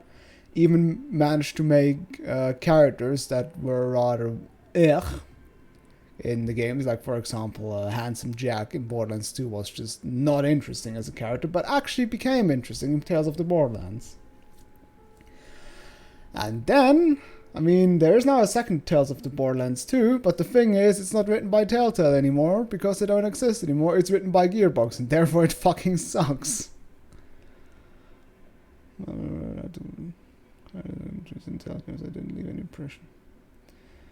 Oh, but then I play more than I had to look up wiki of all those characters that were introduced in the Telltale game. Yeah, I would say the Tales of the Borderlands games, the characters themselves aren't particularly memorable, but I think the whole story was entertaining. It was definitely not a very character-driven story, but it was a I guess setting-driven story because although now that I think about it, I could probably barely remember anything about the story. I just remember that I liked it. So it's the least likable but not memorable story and characters, I suppose. Looks like they didn't make it. A note in the bottom left corner of the chalkboard says, "See the prod schedule filament for details." But it is a little bit weird thinking about it, but I would say that's kind of with many Telltale games. Like, I only really remember in most of the Telltale games I played, which is Tales of the Borderlands, Walking Dead 1, and... Did I play 2? Yeah, I did play 2. Wolf Among Us, I think those 4. With all 4 stories, I have to say I mostly just remember the Cliff Notes. Yeah, that's the biggest problem. It's definitely the biggest problem. And I guess they were somewhat good in like hiding that idea, or just, I mean, it is realistic that these kind of games just that it's kind of impossible to program a game like that where just every choice matters. Or it's just a really monumentous task. Because the story just can't... Story-wise, it just doesn't work. I mean, there's so many other different games, like Until Dawn, I think, which has the exact same problem. So it's better to just ignore that idea. I think there was a... which other game was there? It was a non-Telltale game. It was also very story-based. It also ultimately came down to that none of my decisions mattered, but it was still an interesting game. But for the likes of me, I can't remember which game that was. Help me out. Let me quickly go through my games, because I remember there was a very story-driven game I enjoyed also.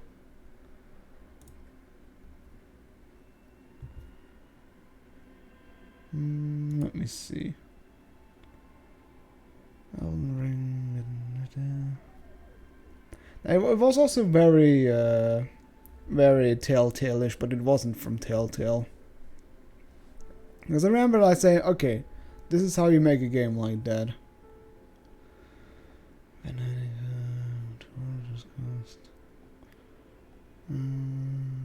Life is Strange, of course.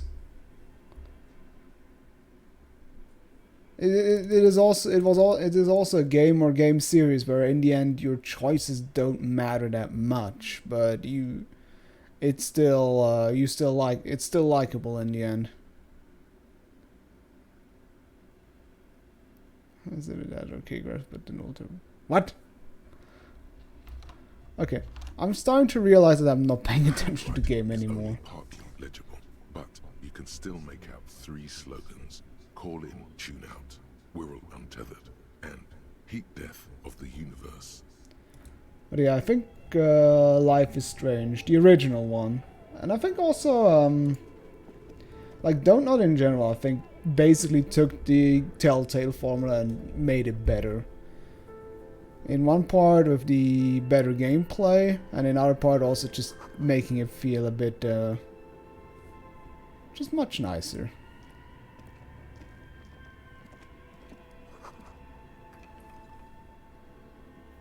Oh, that was the most advanced RPG in the universe.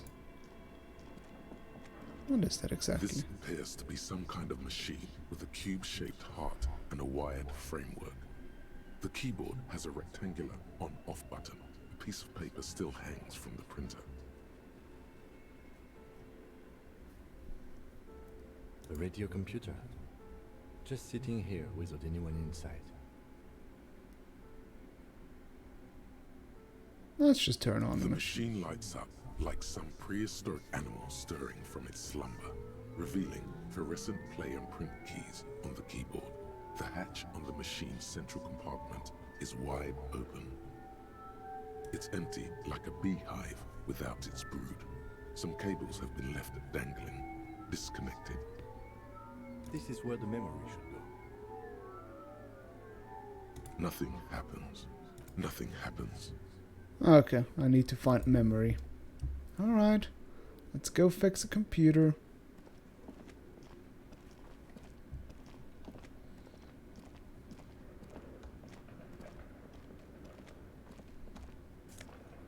Ooh, money. Let's first take a look at the other stuff. This old fireplace is covered in lines drawn in blue and red marker. The mesh spreading over the stone like blood vessels on alabaster skin. It looks ghostly and strangely ancient. Forsaken Gods was legendarily bad, wasn't it? Yeah, Forsaken God was legendarily bad, but the thing is, it was entertaining. It was very entertaining. Like, I played it on stream, and I think it was the most fun time I had ever on stream, because it was just so dumb and absurd. Elix 2, on the other hand... Let's see. Is Elix 2 that bad? Elix 2, I think, isn't bad gameplay-wise, but it's just depressing. Like, I've never played a game where you could feel COVID in it. But Elix 2 really felt that way. Like, everything in this game is so unfinished, half-assed, and yeah, like I said, depressing. Like, especially the ending of Elix 2. I just felt like I spent like 60 hours in this game, and those 60 hours just felt wasted. Like, it just felt... Ugh. Just no. I think having a fixed story, but allowing the player to experience in different ways was a good cancel. Like, there is one RPG Dragons and Rift where you can choose if you want to infiltrate a cost by storm or so it doesn't change both with your thing, but you get to choose which one to follow, which you can see from. Oh yeah, I think that's definitely that is definitely like that's what RPGs make it great, because you can like if you have the different options that that work with your class. I think I played Pillars of Eternity that also had a lot of options how you can approach things, which I also liked a lot. I think most good RPGs should offer that option.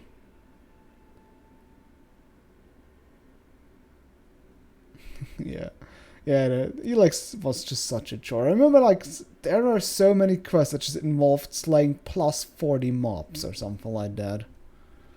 A diagram for summoning some time-forgotten being. The symbols seem very esoteric. Really? Looks like more like a plant The to me. whole thing resembles Cadran mosaic tiles. Very pedantic. History classes, students with their textbooks open, studying the roots of our civilization. Radio frequencies, it seems. UKV 123.6, UKV 123.7, UKV 123.9. Some written notes, too. Sparse and Oh yeah, I think also Divinity Original Sin is also pretty good at giving you different options depending on the scenario. unclear. It looks like a cardiovascular system split into veins and capillaries. Very advanced. Of course. The anatomy of the curse. You think so? The web is comprised of radio stations, all lead back to one red heart, titled the Game Master Frequency. A note says, this one can listen in on any station it wants.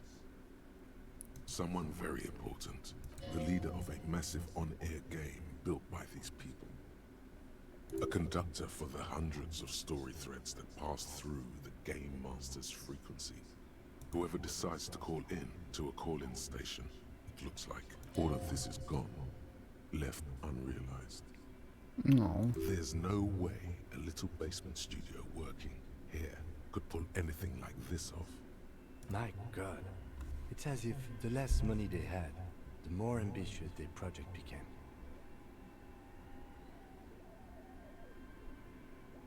The schedule. I know Dune when I see it. Hey, The level up. company was running out of funding.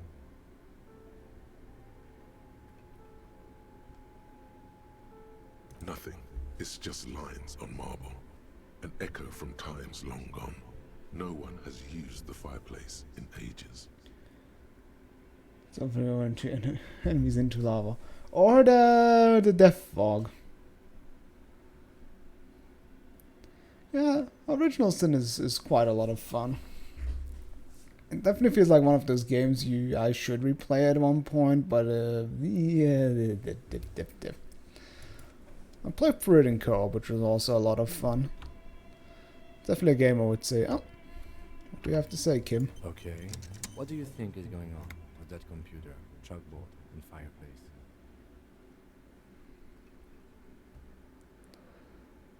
Hmm.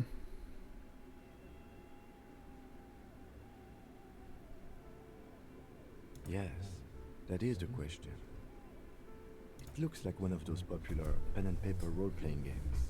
Only these people were trying to automate it, make it work on radio computers. I watched the guy passing it, just throwing brown, isn't killing it. Oh, he did it.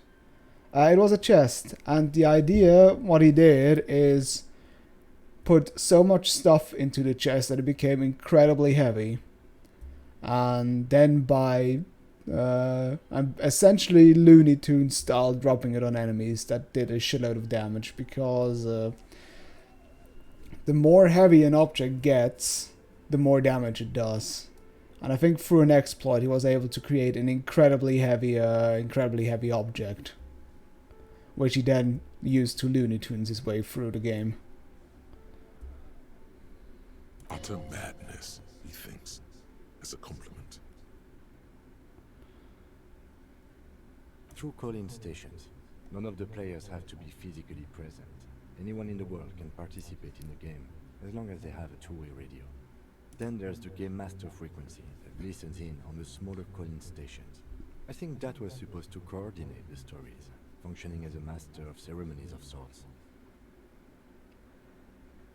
Ah, yeah, exactly. Telekinesis is that what he helps? That helps you because it does. I guess you can ignore telekinesis. Ignores weight, I think.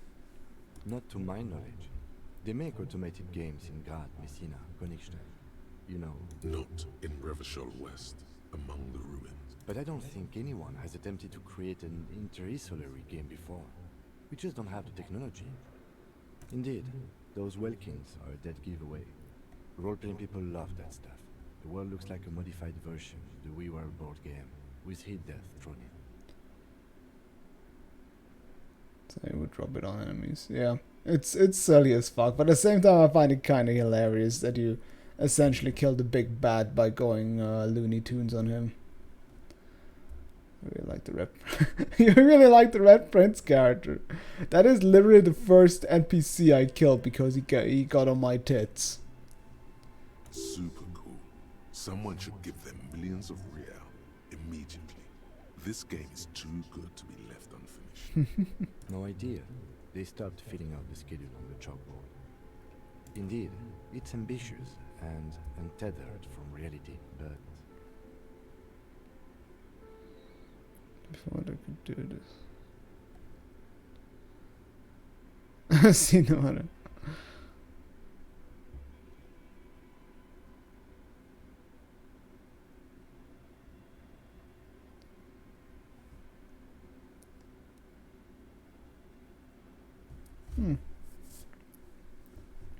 Oh, his unique dialogue is funny as fuck. I hated his ass. Plus the thing is, I was already a royal undead lizard, so there was a bit of overlap. He was a royal lizard and I was a royal lizard, so there could only be one royal lizard, meaning he had to die.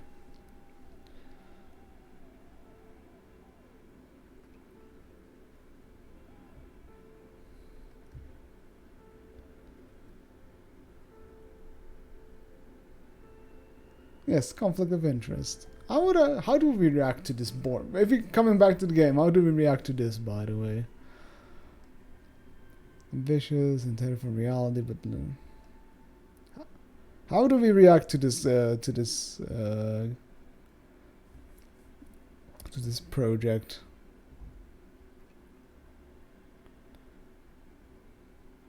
Let's finish it.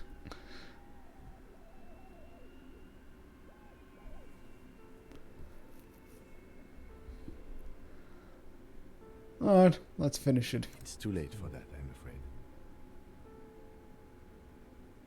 Oh, Okay, let's keep moving. okay. At least we got a smile out of his face.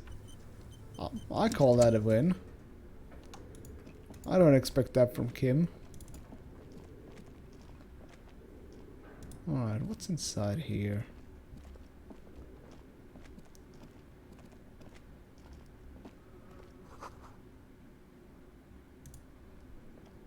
Oop. Production schedule, filament memory, alright.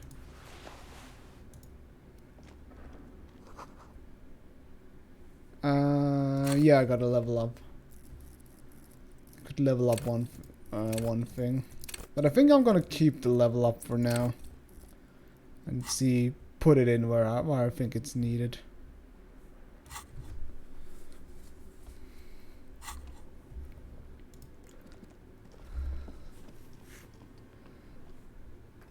Alright, one thing I can do though is, I've got this filament memory thing, so I guess I can put it in here.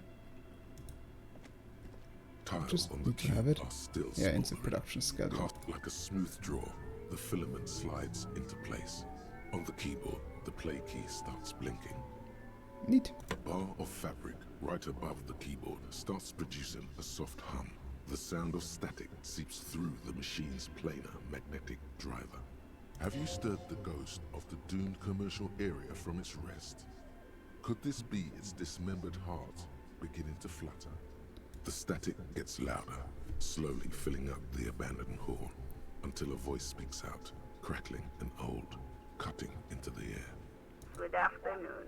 Fortress accident en rue de Saint-Ghislaine. This is East Insulindian Repeater Station 1. Please repeat. Is this the production schedule?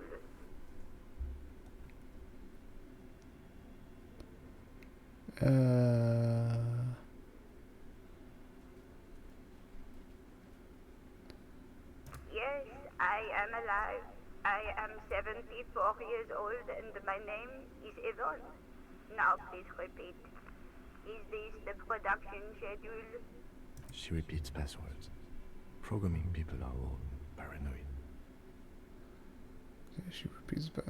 People are all paranoid. Even my partner tells me that you're here because they're all paranoid. I work as a repeater at the East Insulindian Repeater Station. It's my job to know where you are, Fortress Accident. As for me, well, I am sitting in my cubicle, surrounded by a wall of radios. Doesn't it get lonely, sitting there all by herself? Lonely? Why would it get lonely? I get to talk to people all day. That's why she does this. Now please tell me the reason for your call, Fortress Accident. Fortress Accident is the company on whose name the terminal you are currently using has been registered to. One moment. Fortress Accident SCA produces revolutionary interactive call-in radio games. That's what the catalog says. That's not bad.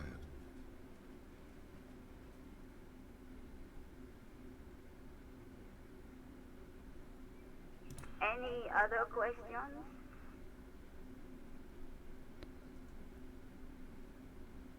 The filament you have inserted into the reader. The glowing thing I put inside. Around what year is it in game? I think it's around like the 50s in this game. Yes. Is that the production schedule? If you are unsure, could you please take a look?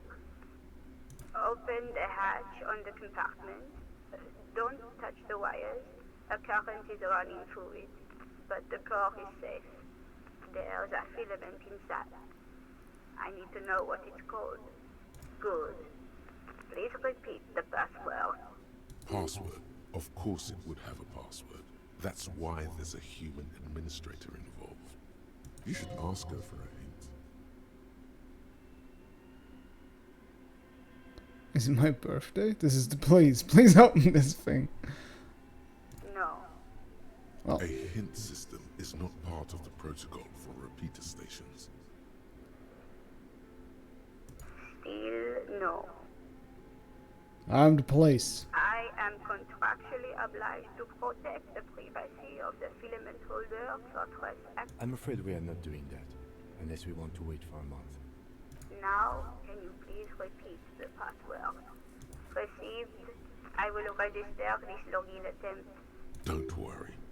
Passwords have a way of turning up sooner or later. Fortress accident. Is there anything else I can do for you? Thank you, and goodbye. Tiles on the cube are still smoldering, casting the framework in a soft glow. Alright, let's see if we can find the password. You have a room we haven't explored yet.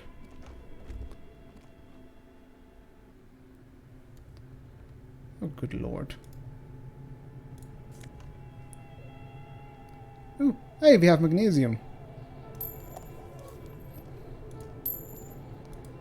Maybe it was freshly extracted from a plant. Is that a bear fridge?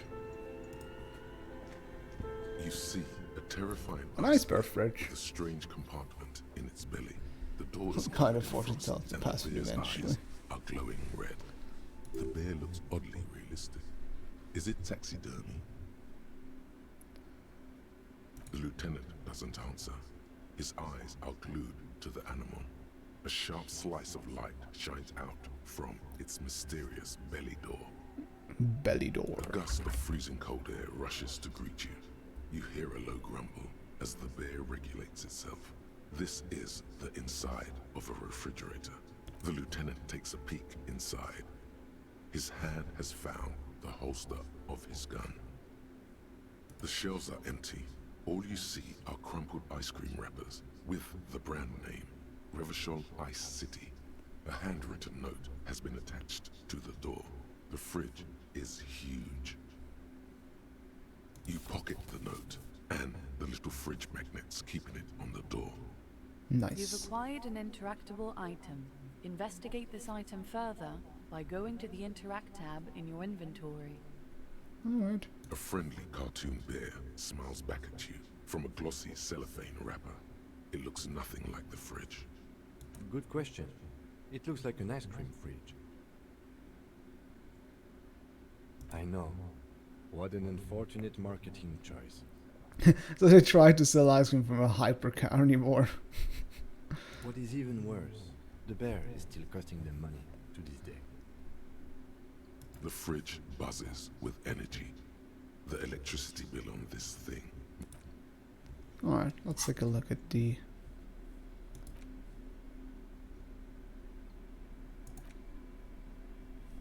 The note is written with a blue pencil on a piece of lined office paper. The kitchen magnets have left spots on it. Does it say anything interesting? This is tangential at best, but the lieutenant's detective instinct is still active. Someone has scribbled, S. I can't believe the off-site copy is still here. The illiterate ginger kid keeps stealing stuff from the studio, so I had to hide it somewhere safe. You'll find the filament memory with the off-site copy in the frozen ice cream maker. Please take it home, ASAP. It's important. I'd do it myself if I lived in a civilized place with a freezer. Take care, Sully Swaff. Looks like someone from that radio game company upstairs.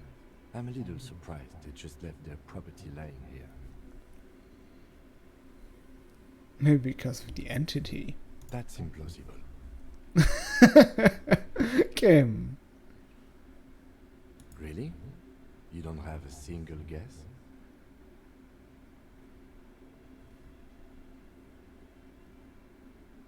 Oh, I'm sure that child would love to get his hands on a filament memory. Even if he doesn't know what to do with it, he'd probably try to pawn it for speed, based on our encounter. It belongs inside a radio computer, storing its memory. It's like a tape. You listen to disco tapes, right? It's like one of your disco tapes, only for a computer. I don't know. I assume it's somewhere close to the iceberg fridge. Alright.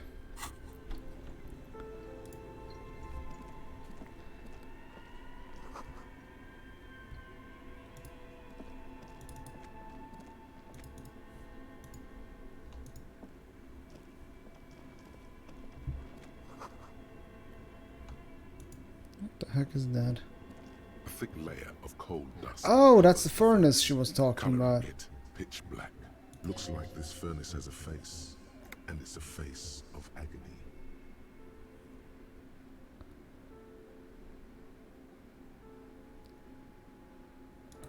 Let's leave it for now. There are also some other things to interact with.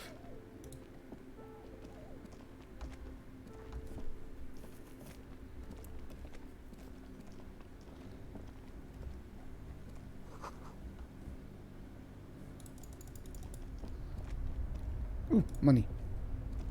God, this place is huge. Hey, take the money. I'm gonna be stinking rich.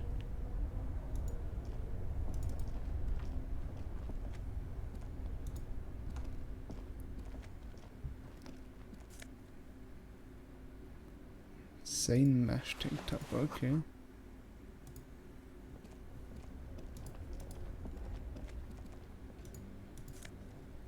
Oh. There's a fed. Alright. Neat. Okay, so this would lead... Let me actually see, where does this lead outside exactly?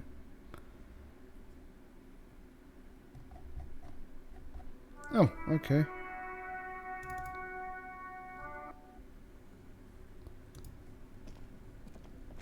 Yeah, it's a beautiful, nice, Two smooth cables voice. are plugged into the breaker box.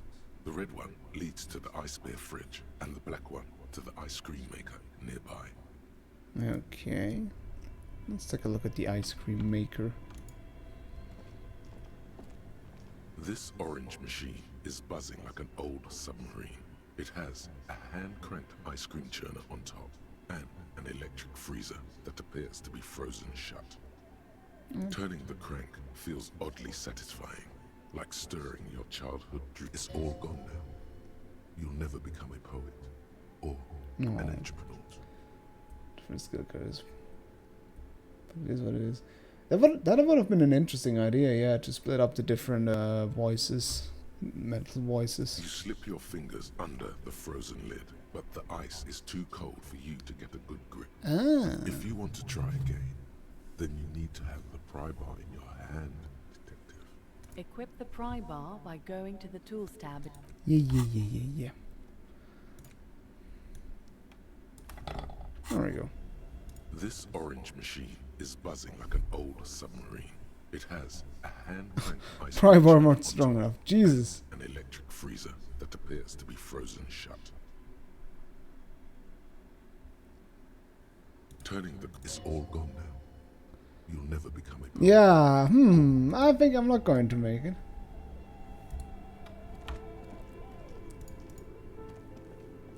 Alright, let's talk to this, Didn't the lady say this furnace thing is where the thing lives? You know, I guess one thing that could help is just unplug it.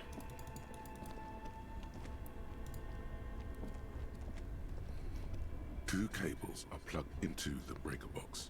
The The red red one, one leads to something close to you. Dies. Why did you do that?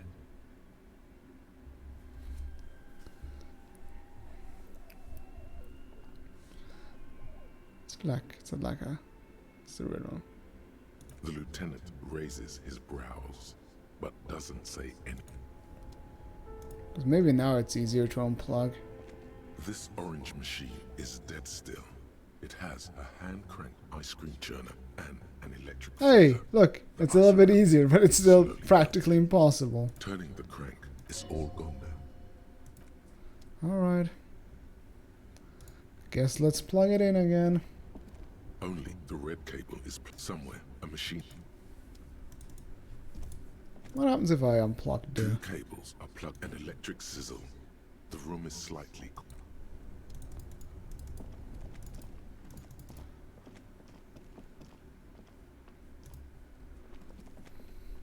The beer's eyes are dead and empty.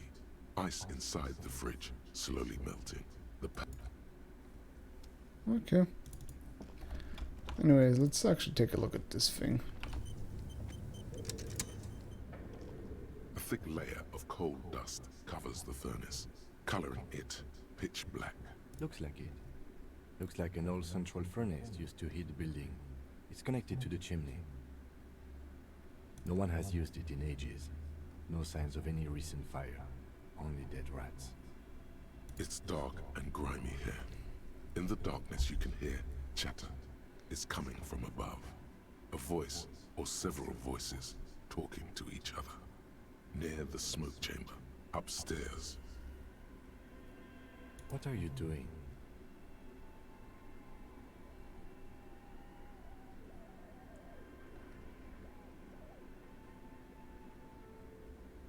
Not sure, Kim. Wait, really?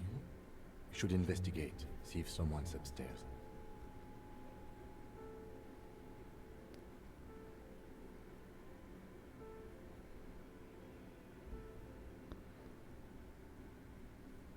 You're right.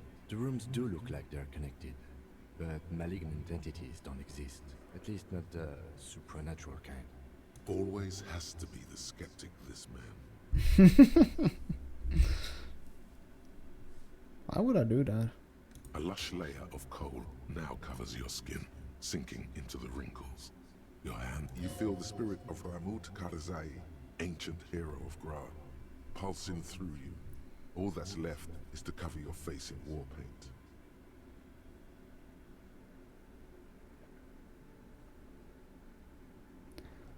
I'm gonna put it to a vote, but I think the choice is obvious.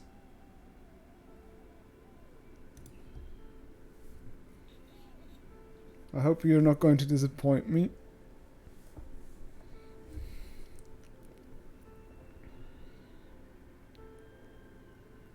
Good, you did not disappoint me. I'm happy. 3 dangerous stripes appear onto your cheeks, telling stories of your wild soul. What are you doing? Please wipe your face clean, officer. Aw, Kim. No, you're a proud warrior. Keep it.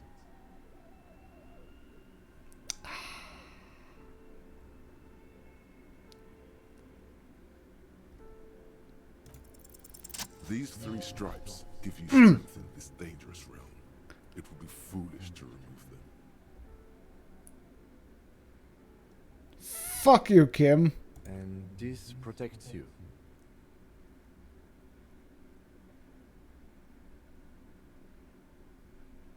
Okay, sure.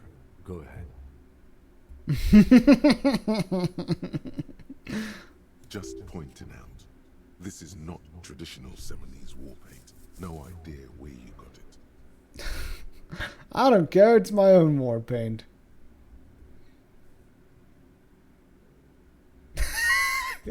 Oh, nice. It gives me a +1. Muster all your strength and yell.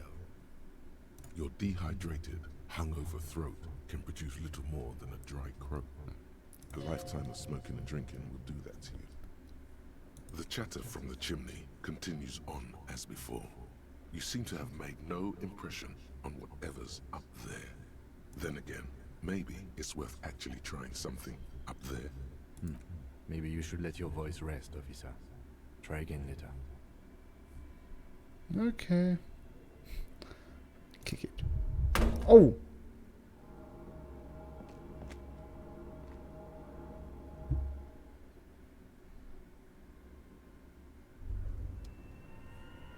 You feel something in your chest.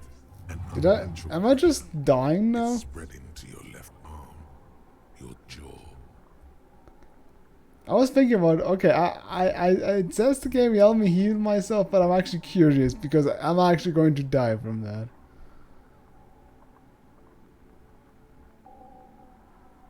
Very, very bad. This is the end. Bad. There's no shame in surrendering now. We all do. It gets so dark. You don't even see her face, like you always thought you would. You only see pain and fear. Cop suffers final heart attack. A detective lieutenant of the RCM passed away yesterday.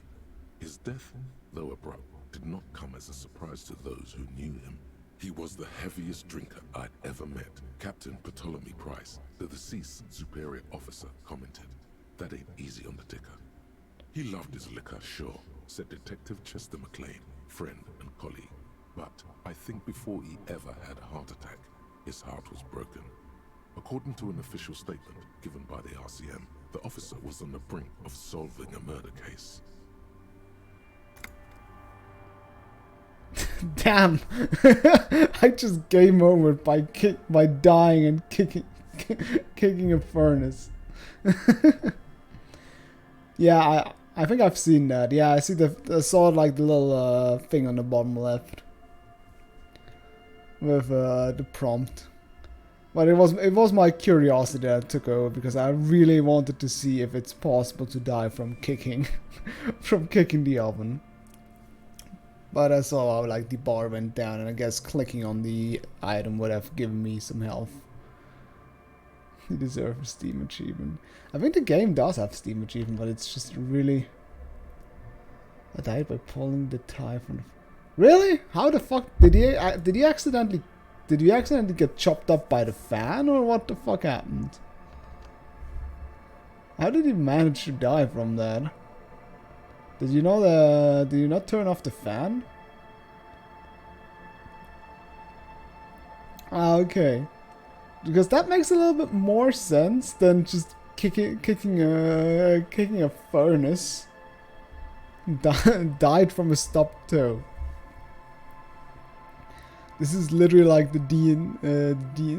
D&D joke about commoners being so weak they can die from a single bee sting or so. Alright, I think this marks a nice end to this stream. As I said, I'm not completely sure whether I'm going to continue this Elysium or not. It's definitely I'm turning the lights on. Oh damn. Well, I guess I'm glad I survived all of this, considering I am on 1 health of this character. Well, yes, I'm not quite sure if I'm going to continue this game, to stream this game or not. It is interesting, but it also feels a bit sluggish to stream. And yeah, we'll see. Either way, thank you guys for joining me tonight. I hope you had it entertaining. I had a good time. And, well, maybe this is the end of our detective died from kicking a furnace, or maybe we'll reincarnate him the next stream. Anyways, have a good weekend. Bye-bye.